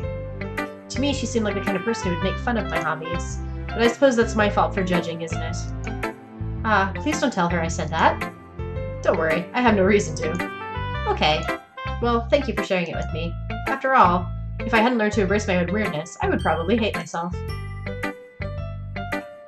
I might be ranting a little bit now, but I'm glad you're a good listener. I try. Monica! Hi again, kitten. How's the writing going? Alright, I guess. I'll take that. As long as it's not going bad. I I'm happy you're applying yourself. Maybe you'll soon come up with a masterpiece. I wouldn't count on that. You never know. Want to share what you wrote for today? Sure, there you go. I give my poem to Monica. Alright, I like it, kitten. Really? It's a lot cuter than I expected. Oh geez. No. It kind of makes me think of something Natsuki would write. And she's a good writer too. So take that as a compliment. If you say so. Yep. By any chance, have you read anything by Shel Silverstein? I have. Eh? Maybe a long time ago. He's famous for telling all kinds of stories in just a few simple words. His poems can be funny, endearing, or even sad. And sometimes they're only a few lines long. They might even feel like they're written for kids, but if you think about them, they can express views of the world that would apply to anybody. I see. So you're saying that Natsuki is kind of like that? Sort of. Maybe she's not an expert, but you probably won't find much filler in her poems. They might be easy to write, but they're super challenging to get the meaning through. So I can see why it would be your kind of poem to explore. But anyway, you want to read my poem now? I like the way this one turned out, so I hope you do too! Alright, let's take a look. Save me. The colors, they won't stop. Bright, beautiful colors. Flashing, expanding, piercing, red, green, blue, an endless cacophony of meaningless noise. The noise, it won't stop. Violent, grating waveforms. Squeaking, screeching, piercing. Sine, cosine, tangent, like playing a chalkboard on a turntable, like playing a vinyl on a pizza crust. An endless poem of meaningless. Load me. Stop listening to dubstep. True. It's even more abstract than your last one, huh? I guess it's just the way I write. I'm sorry if you don't like it. No, I never said that. It's just kind of thing I've never really seen before, I guess. I kind of like playing with my space on paper. Choosing where and how to space your words can totally change the mood of the poem. It's almost like magic. The way I wrote the lines really short makes it feel like they're trying to speak over the noise. I see. It's still hard for me to tell what it's about, though. Sometimes asking what a poem is about isn't the right question. A poem can be as abstract as a physical expression of a feeling, or a conversation with the reader. So putting it that way, not every poem is about something. Anyway, here's Monica's writing tip of the day. Sometimes you'll find yourself facing a difficult decision. When that happens, don't forget to save your game. Uh-oh. You never know when you might change your mind. Or when something unexpected may happen. Wait, is that tip even about writing? What am I even talking about? Breaking the fourth wall is what you're talking about.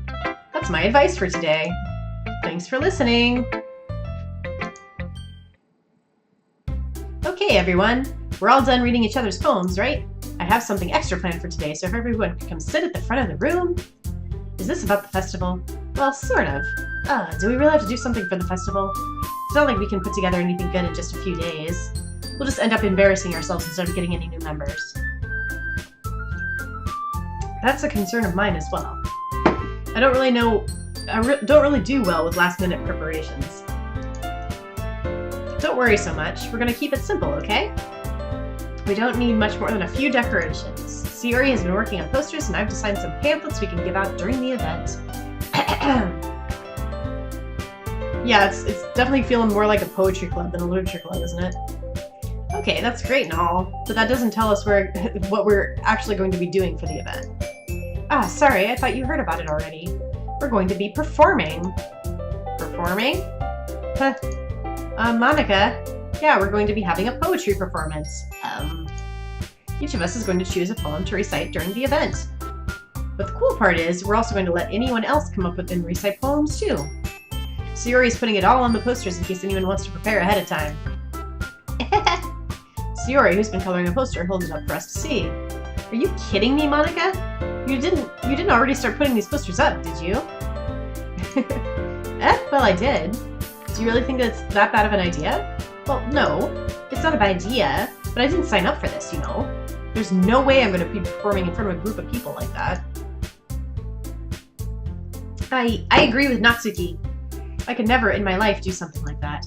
Imagining it, Yuri shakes her head in fear. Guys, no, Sayori. I understand where they're coming from. Remember that Natsuki and Yuri have never shared their poems with anyone until just a couple of days ago.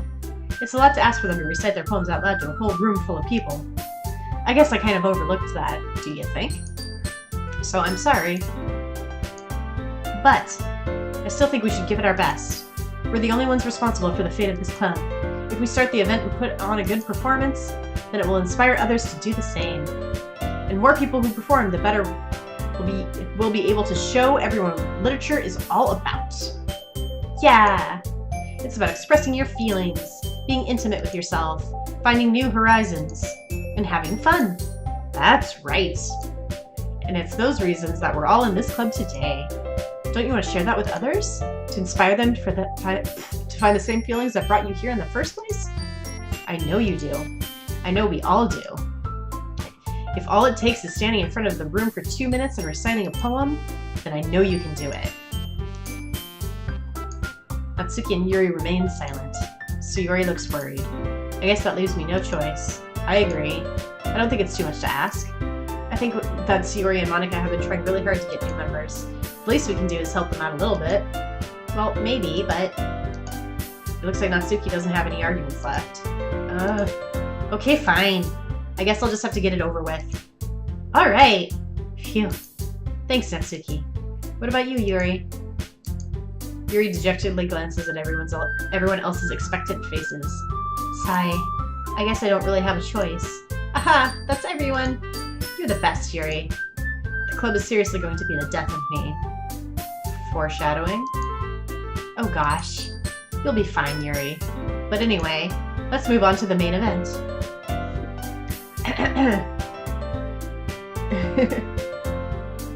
Yeah.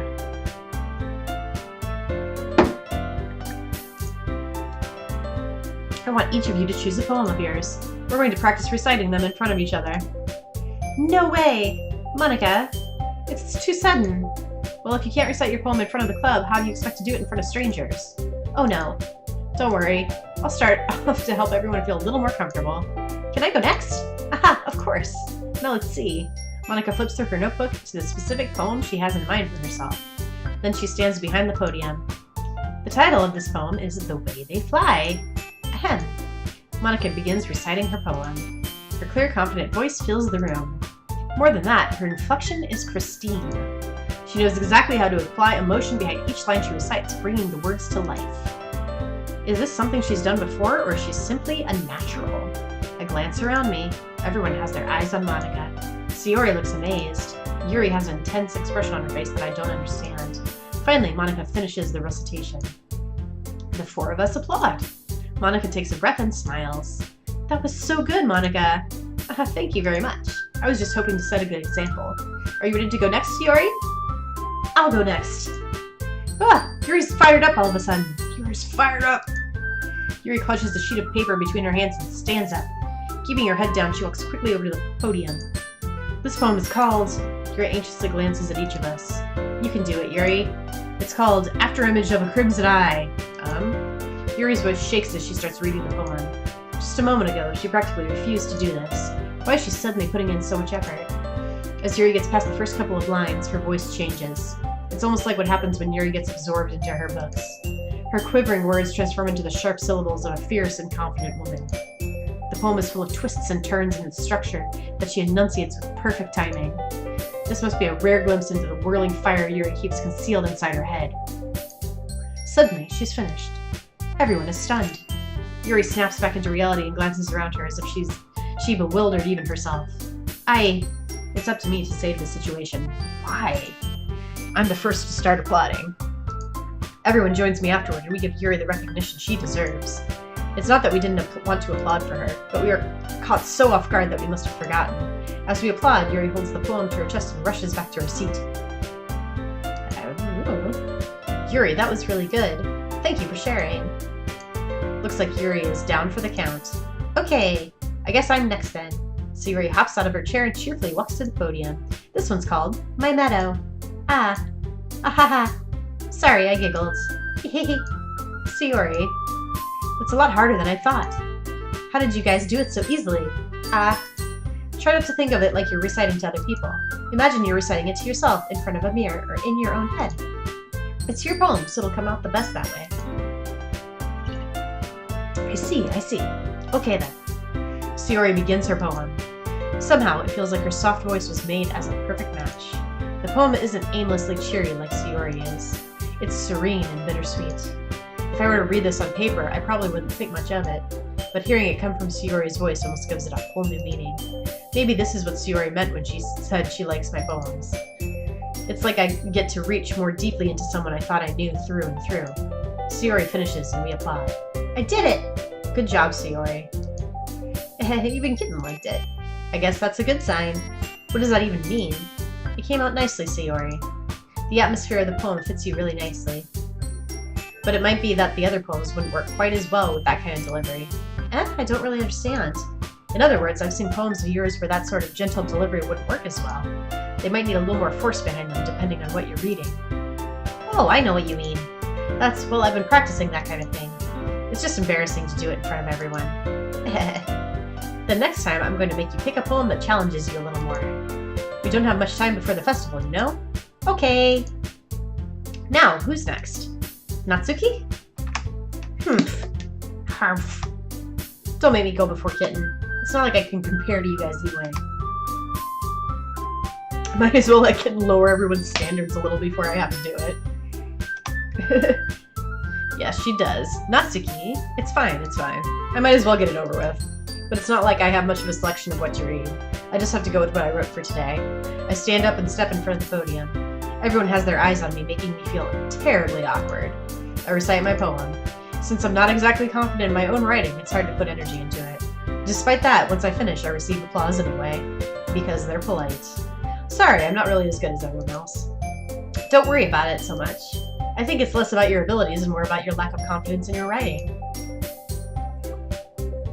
That's something that'll improve over time, though. Yeah, maybe. Alright then. That just leaves you, Natsuki. Yeah. I'm going. Natsuki begrudgingly gets out of her seat and makes her way to the podium. This poem is called... Why are you all looking at me? Yeah, okay. Because you're presenting. Anyway, this poem is called Jump. Natsuki takes a breath. When she starts reciting the poem, her sour attitude disappears a little.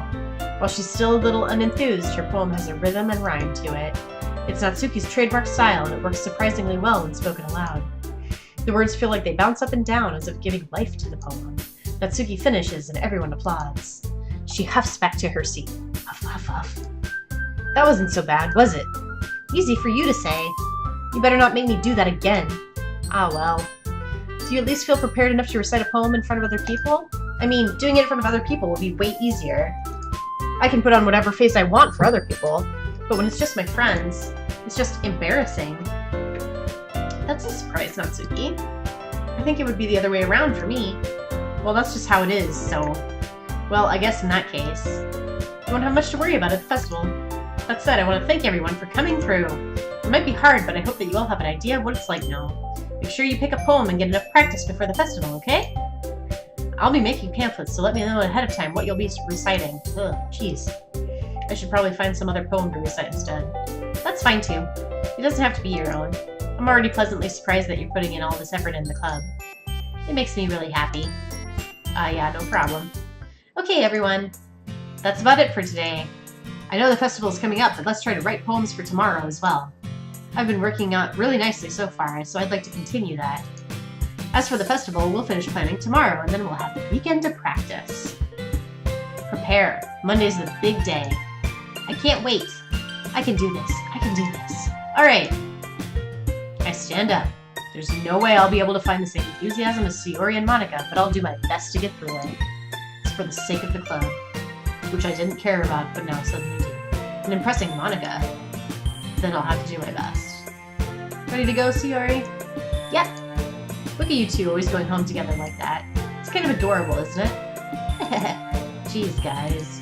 Don't make such a big deal out of it. Must be a little nice, though. Well, how am I supposed to respond to that? It's okay, kitten. You don't have to say it. Whatever. Let's go already. Whatever. I walk home with Sayori once more. Even though it's only been a few days, a lot of things have already changed. But today, Sayori's being a little quieter than usual on the way home. Hey, Sayori. Sorry, I was spacing out. Ah, no wonder. I was thinking about something from earlier. Like how we Sayori fumbles with her words. So let's just say that one day Natsuki asked to walk home with you. Huh? What would you do? What kind of question is that? You're kind of putting me on the spot here. Hi, Cold Treats. That's okay. We're just getting through the beginning section of this thing. Nothing super freaky yet. You're kind of putting me on the spot here.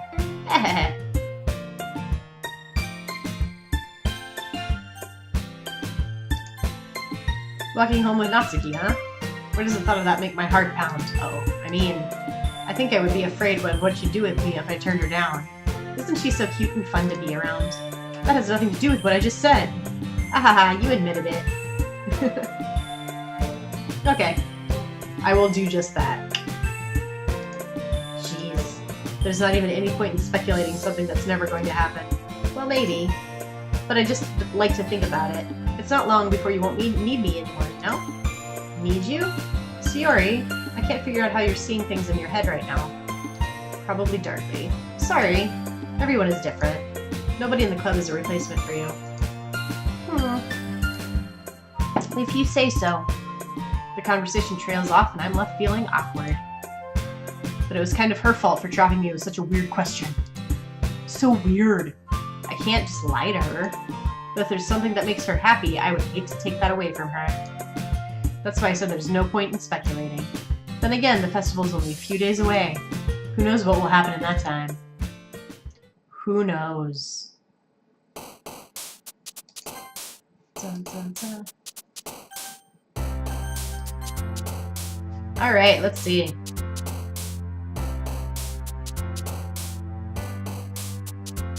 What do I want to write today? Let's go really dark today.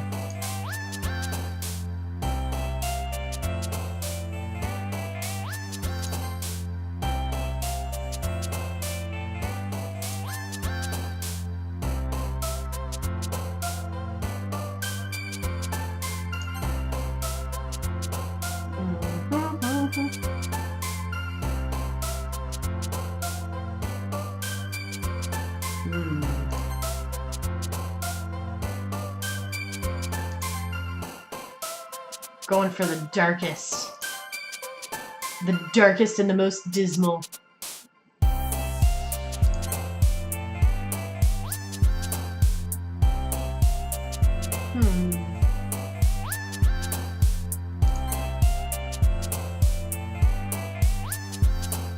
Intellectual.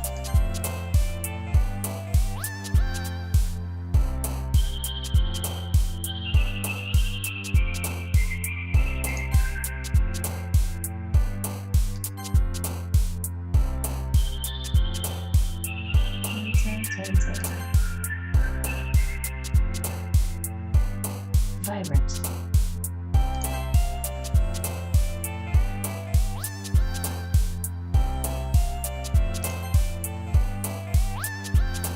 Da, da, da, da, da.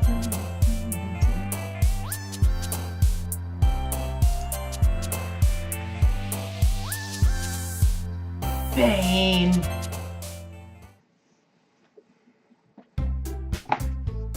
Aw, man. I'm the last one here again. Don't worry, I just walked in too. Were you practicing piano again? Yeah. Ha ha ha.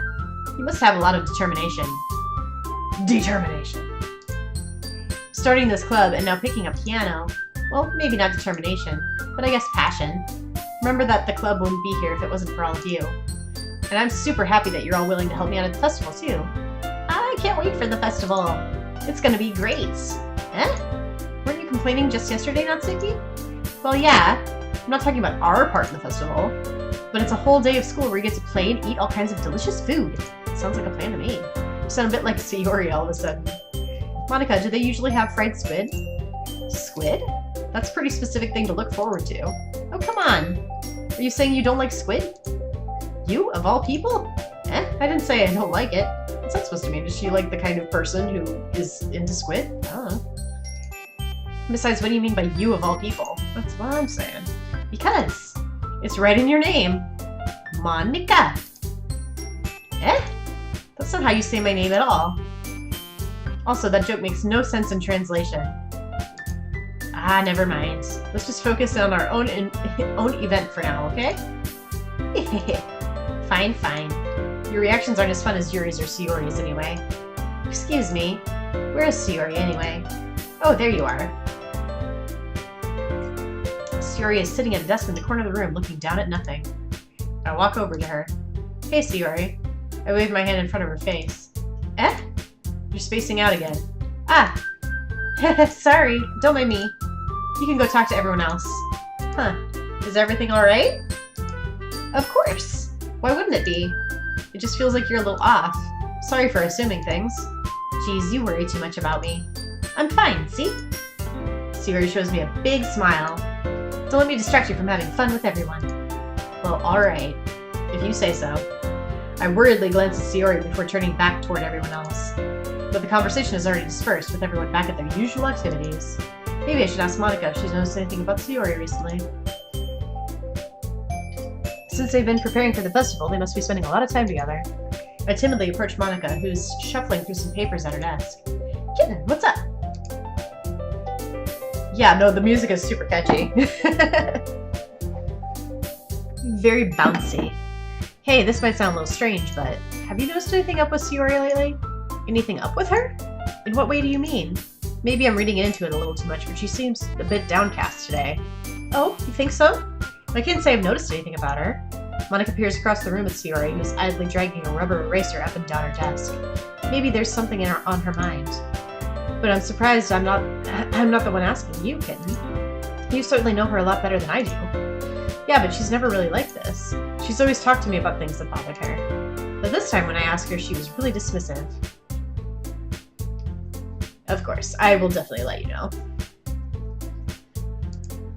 Sorry, I know it's not your problem. I just wanted to ask if you knew anything, so I'll drop it now. No. It's important to me too. I mean, I'm also friends with her. And I also care about the well-being of my club members, you know? Maybe I'll try talking to her myself. Eh? Are you sure about that? She seemed like she wanted to be left alone. Are you sure? Maybe she just has a hard time bringing it up with the person of interest. Person of interest? What do you mean by that? I'm saying that maybe the thing on her mind is you, Kitten. Me? How on earth would you come to that conclusion? Well, I probably shouldn't say too much, but Sayori talks about you more than anything else, you know? Eh? She's been so much happier ever since you joined the club. It's like an extra light was turned on inside of her. What? No way. Sayori is always like that. She's always been full of sunshine.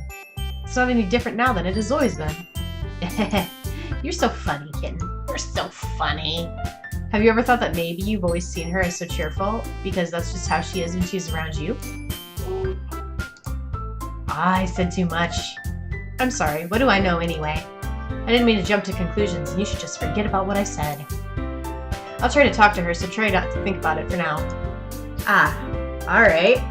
Monica smiles meaningfully. I know she said to forget about it, but I already know that I won't be able to get her words out of my head. Monica stands up from her desk and walks across the room to where Sayori is sitting. I watch her kneel down to Sayori and gently talk to her. But she's keeping her voice so quiet I can't hear her from here. You probably shouldn't be eavesdropping anyway, dude. I sigh.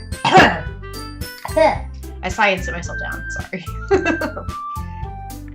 I know Sayori told me not to worry about her and to have fun with everyone else. But that's impossible to do when she's behaving like this. Why has she got a harsh my mellow? Exactly how much do I care about her that I'm letting this weigh me down so much? Now it feels like I'm the one behaving out of the ordinary. But there's nothing I can do besides wait for Monica. Hey, you. Eh? I look up and see Natsuki next to me. Are you just gonna sit there and keep staring at nothing? There isn't much time, so... Ah, sorry. I didn't mean to make you worry or anything. It's not like I'm worried. I was just... Natsuki glances down at her side. She's holding a volume of manga in her hand. That's right. Something just came up for a minute, but we can get started now. I won't make you wait any longer. Jeez. Now you're making me feel like a jerk. If something's bothering you, then you just tell me to leave you alone and I will. I mean, assuming you didn't feel like talking about it or anything. She practically mumbles that last part. Nah, I'm probably making it seem like a bigger deal than it is. I've just been thinking about Sayori, that's all. Sayori? Thinking about her? Yeah, she seems pretty down lately. But she didn't want to admit it to me. So I can't help but wonder if something happened to her. Oh. Natsuki exhales. Well, first of all, you should really work on your phrasing. But anyway, you're her best friend, right? Yeah, I guess so. Yeah. In that case, I think you should... Oh, I did that too fast. If she needed you, then you would be the first person she would go to, right?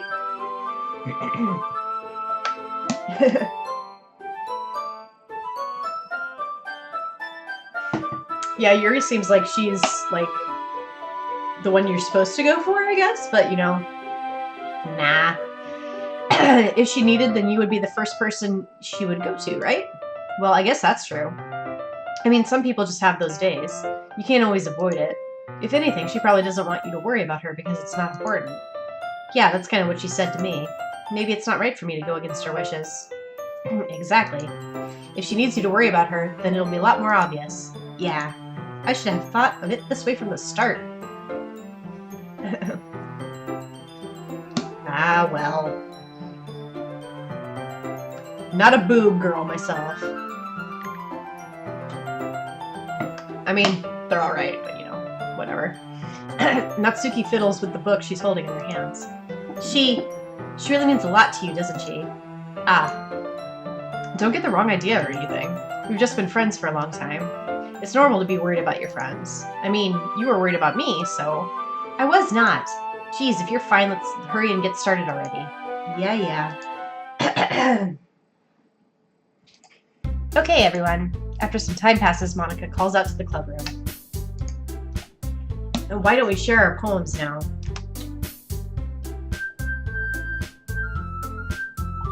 Before I know it, everything is back to normal. Everyone goes to retrieve their poems and I do the same. I make eye contact with Monica and she smiles at me. I wonder what she was talking about with Sayori. Who should I show my poem to first?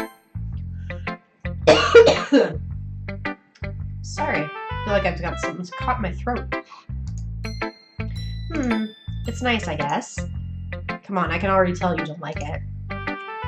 Well, you don't need to worry about what I think. After all, you wrote this for someone else, didn't you? Probably Yuri. Eh? I didn't write this for anyone specifically. Maybe. That's not really what I meant, though. But it's okay. You're making new friends just like I was hoping. That makes me really happy. And you're happy too, right? In this club? Well, of course I am. Good. That's all that matters to me. Thank you, kitten. Sayori, is there something wrong? Huh? No, nothing. I'm just a little tired today. Lies. Alright. Just tell me if you need anything. I will. Don't worry about me, okay? You can go play with everyone else now. If you insist. Go play. I'm at 5. Yay! I'm gonna go home a little bit early today. Sayori? Tell Monica I wasn't feeling well, okay? I'll see you tomorrow. Before I can say anything else, Sayori cheerfully walks out of the classroom humming to herself. She did show me her poem.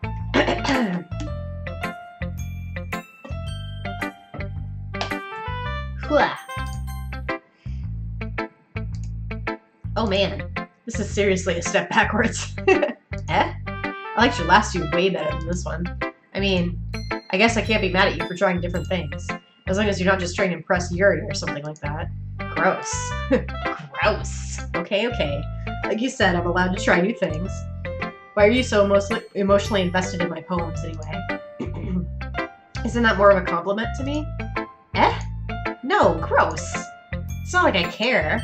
Just that one of us is in this club has to make sure you're not slacking off. Really? Well, what if you ended up just scaring me away? That's, it's not like you would actually do that. Yeah, you're right. It's kind of fun to hang out here, even though I have to put up with you. Oh.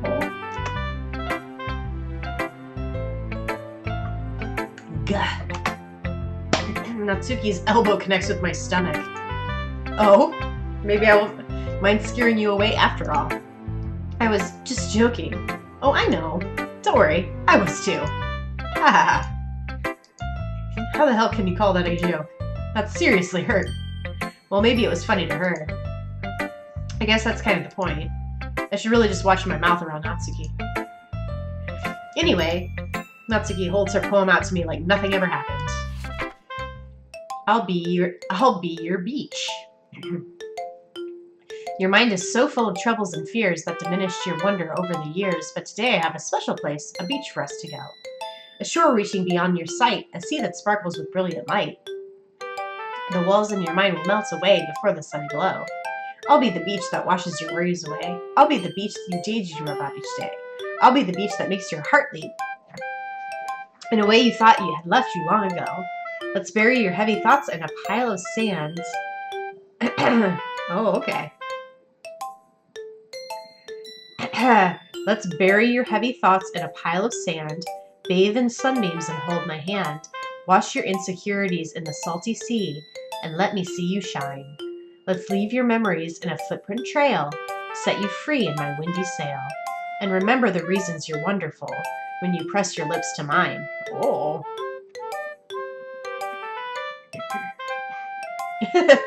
I'll be the beach that washes your worries away.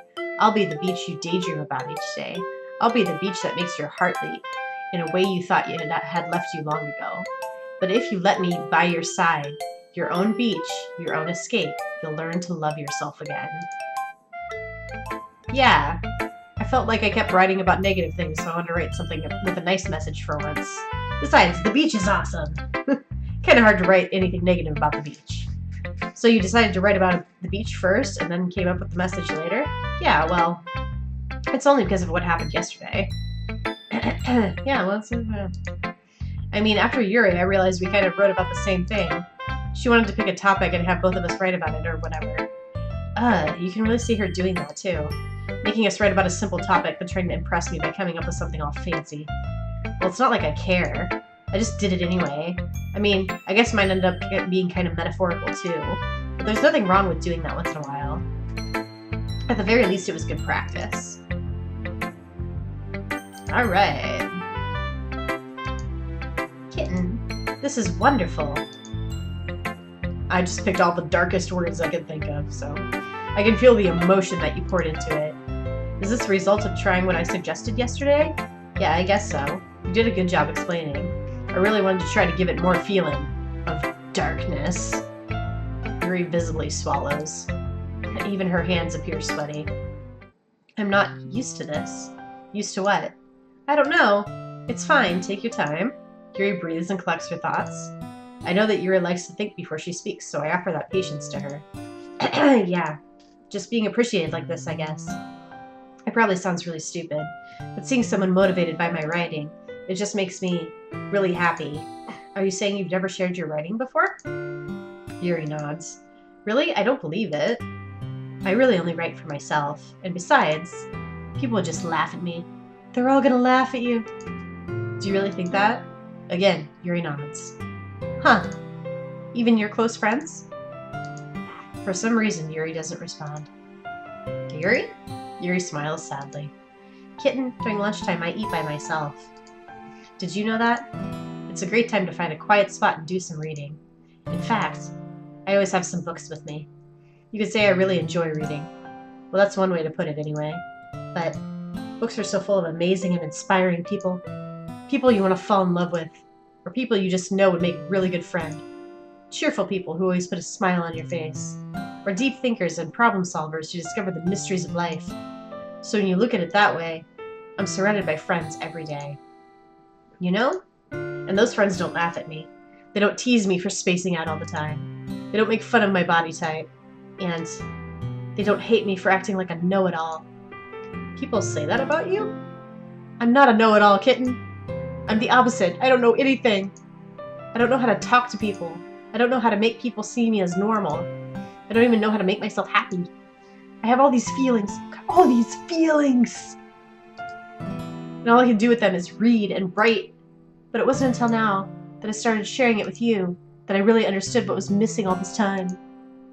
But I haven't really done anything. No. That's wrong. Just being patient and respectful. That's really important to me. I know I'm a difficult person, Kitten. I speak too slowly. I second-guess myself all the time. I read too deeply into things. But every time, you've always treated me like anyone else. It's so rare that I feel comfortable with myself when I talk to others. But that's why every time I talk to you, I just feel really happy. I see. Well, I treat you how you deserve to be treated, Yuri. And if other people don't see it that way, then screw them.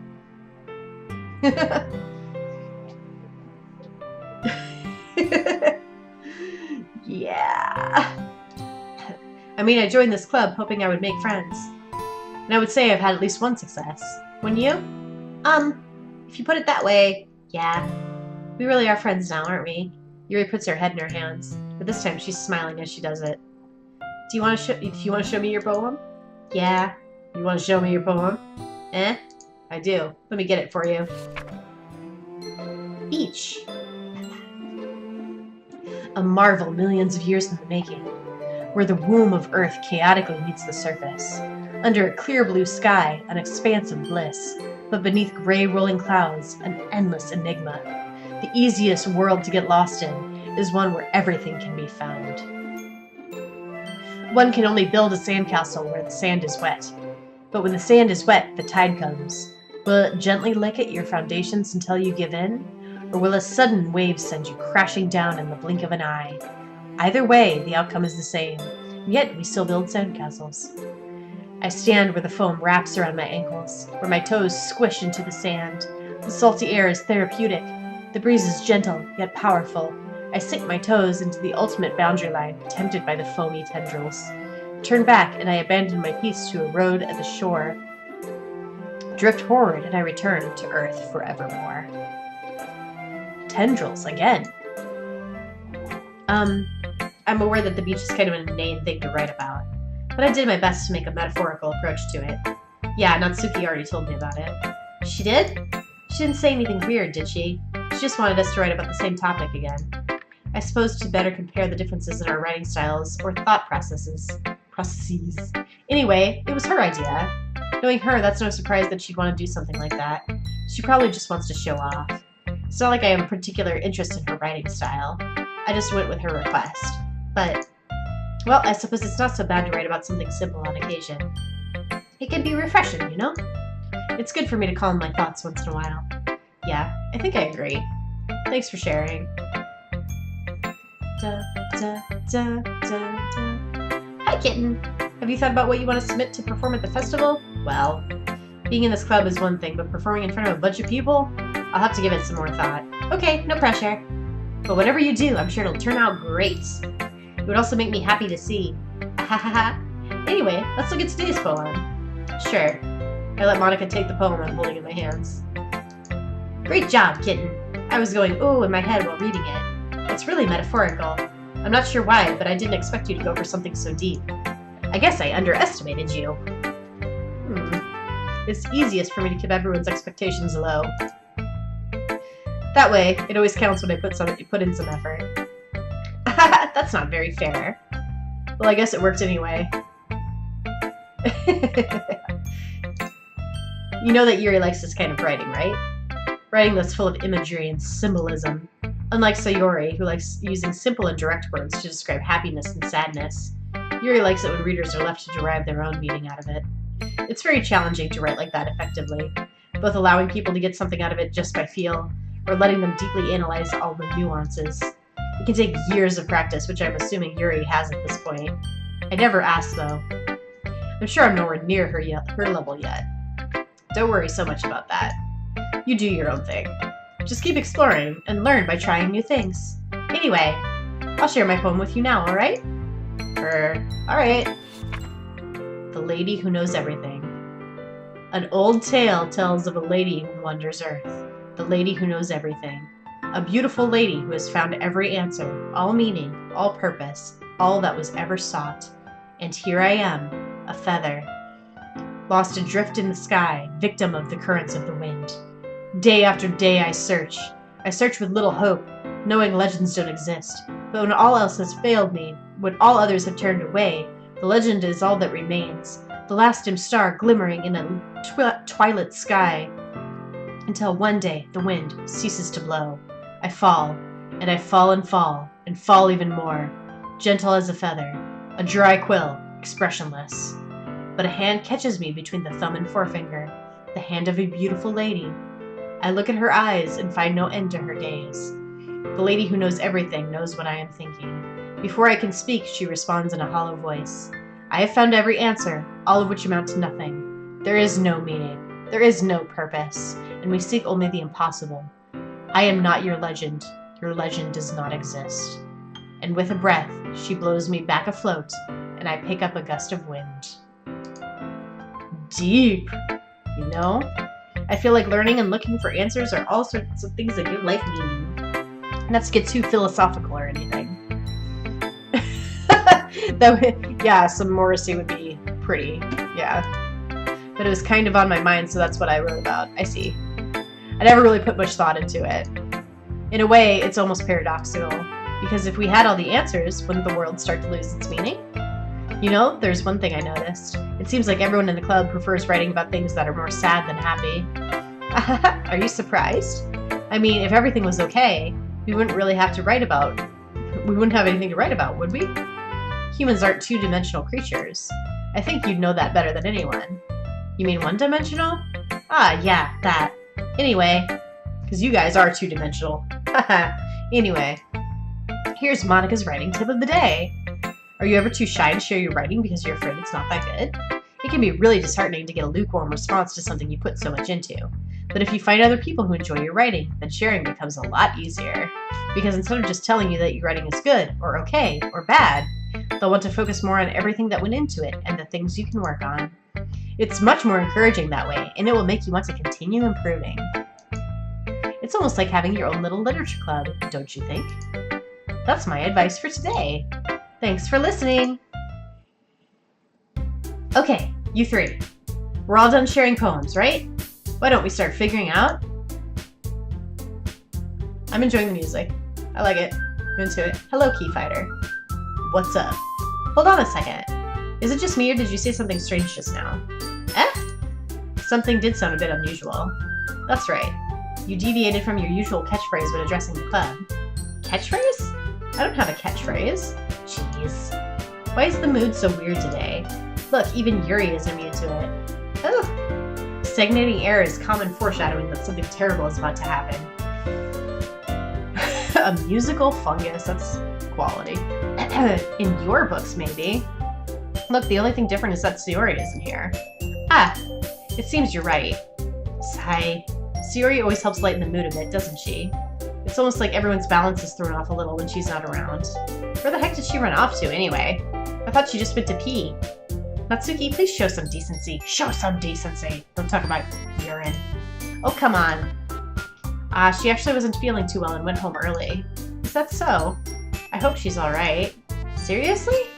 Of all the times to not go home with her, you pick the time she's not feeling well? So much for you two being all lovey-dovey. Ah, no. First of all, stop misunderstanding my friendship with Sayori. First of all. And second, she's kind of been avoiding me today, so I don't want to force it. Oh, that curious expression coming from Yuri, of all people. Calm down, guys. I talked to her earlier and everything is fine. What did she say? Anyway, we need to figure out the rest of the festival preparations. So, let's decide what everyone will be doing this weekend. I already know what I'm doing. That's right. Natsuki will be making cupcakes. But we might need a lot of them and different flavors. Can you handle that all by yourself, Natsuki? Challenge accepted. And as for myself, I'm going to be printing and assembling all the poetry pamphlets. Sayori will be helping me design them. And as for Yuri, you can, guys, can you help me come up with something for Yuri? I'm useless. No, that's not it at all. You're the most talented person here, you know. Now Natsuki's pouting too? Jeez, even I can tell now. I guess I never give Sayori enough credit, but I can tell things are even harder for you when she's not around. That may be the case, but if I can't also be the leader on my own, then I won't grow as a person. So, Yuri, you have beautiful handwriting, you know? So you should make some banners and decorations to help set the atmosphere. Atmosphere? About that. I love atmosphere. Yuri's expression slowly changes as she stares at her desk and focuses and starts nodding to herself. I love atmosphere. Your mind is already racing, I see. That's great. You'll be a wonderful help, Yuri. But anyway, that just leaves you, Kitten. The one who is truly useless. That's me. Don't say that. In fact, both Natsuki and Yuri have some pretty heavy tasks to handle. It would probably go a long way to give one of them a hand. You could always help me out as well. I would be really appreciative of that. I would be really appreciative. That's... Is Monica suggesting I spend the weekend with one of my club members? How on earth are they going to respond to a suggestion like that? I suppose I wouldn't mind a bit of help. Well, even if you don't know how to bake, there's always some dirty work I could give you. It's not like Monica's going to give me a choice, and you shouldn't be sitting on your butt anyway. Natsuki tries to mumble a bunch of excuses like that. If I recall, Natsuki, you mentioned that you would like to handle the baking on your own. Alright, yeah. I will do that. Go ahead and save there. Return. Kitten may not like to be around if you only make him out to be a nuisance. So therefore... He means my stream's almost over, that's why he's saying that. He doesn't want me to get too wrapped up.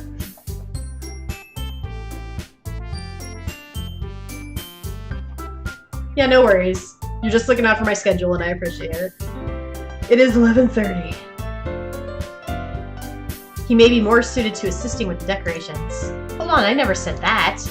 How hard could it be to bake a few decorations anyway? Sounds more like you're just making excuses for Kitten to... What are you saying? It'll be extremely meticulous work. And baking isn't? Just what do you think? Guys, let's settle down for a moment. In the end, I think it's up to Kitten to decide how he'd like to contribute. Besides, he hasn't gotten the chance to spend any time with me yet, you know? So I'm sure he's interested in... You literally just said, I'm surprised as well. Sorry. I was just saying, though. Jeez. Can we just settle this already? Yeah. Kitten, you're okay with this, right? In the end, it's up to you. Of course. Very well. In that case, everyone looks straight at me. Go ahead and save. And I'm going to pick Natsuki. You guys make it sound like a lot of work, so I could probably use 2 people. Don't worry, baking is a ton of fun. You'd definitely agree. Just a minute ago you were saying that. That's because... Never mind, okay? Well, anyway, you'll be fine by yourself, right, Yuri? Of course. I'm used to it after all. Wah wah. That's good. Even though Yuri is being melodramatic, it's a little hard not to feel bad. So that's everything, right? Anything else we need to talk about? No, I think that's it. Are you guys excited? Yes! Everything except the performance is gonna be awesome!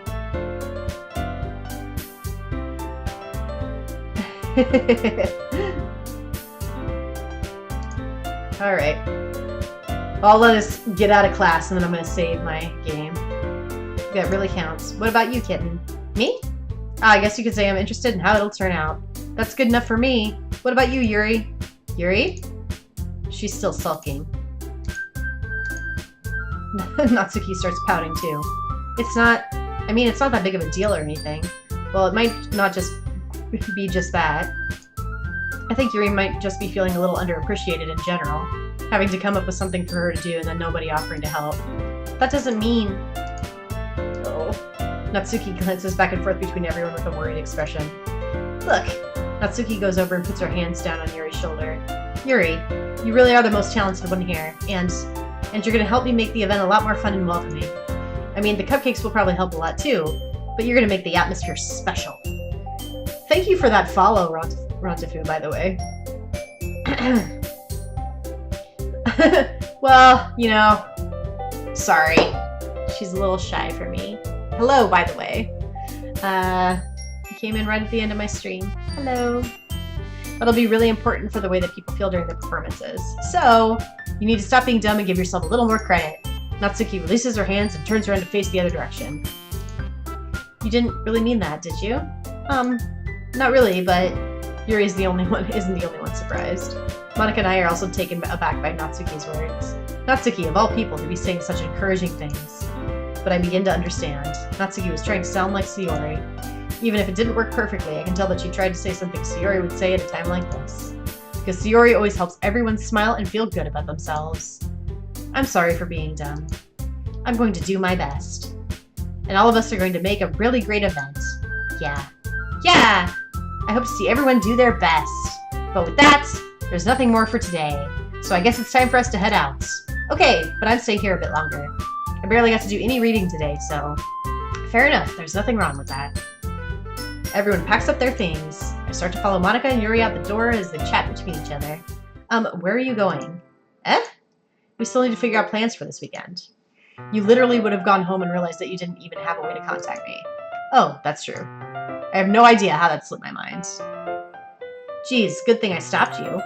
I'm giving you my number, okay? You better not make it weird or anything. Don't make it weird! Why would I do that? Natsuki gives me her number. Okay, I'm coming over on Sunday. I'll bring all the ingredients. Wait, you're coming to my house? Well, yeah. What's wrong with that?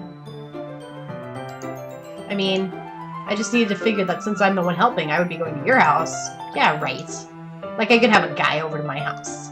My dad would kill me. Really? That's kind of strict if you ask me. Yeah, how do you think I feel? I can't do anything when my dad is home. Anyway, I just need to complain for a second. We have each other's numbers now. That's all I needed from you. That's all I needed from you. Bye. I guess I'll text you when I'm coming over. Alright, fine by me. Yeah. I'm really gonna show you why I love baking so much. So you better look forward to it. Oh? Didn't you say you were just gonna give me the dirty work? Well, I was just saying that. It's not like I could act like in front of everyone. But I was looking forward to this. Wait, really? Well, kind of. Just because I never get to bake with someone else before. That's all it is, so... Alright, I get it. Sorry for overreacting. Anyway, I'll be heading out now. See you on Sunday. Ah! Never mind. I can't believe this. Natsuki is going to be coming to my house on Sunday? My anxiety shoots through the roof. Even though I've gotten pretty used to handling her at this point. Handling her. Probably. It's probably what's going to happen. There's no telling what might end up happening when we're outside of school. More than that, she's told me she was looking forward to it. Is this the chance I have to make something happen between us? Or is it too early for that? Seems pretty early. Only time will tell. But until then, I won't be able to take my mind off of it. I seriously can't wait! Alright. And that is where I'm going to save for the evening and call it a night. Anywho, thank you all so much for stopping by and watching. My name is Kitten, also known as Stephanie. I stream on Tuesdays, Thursdays, and Sundays. I'm going to be streaming Doki Doki Literature Club for the foreseeable future until I get through it. So yeah, if you would like to come hang out again, I would love to see you. Thank you for everyone who followed and hung out and watched. And I will see you all later. Bye.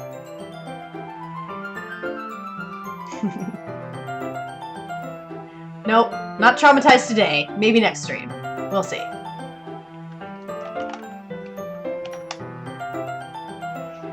And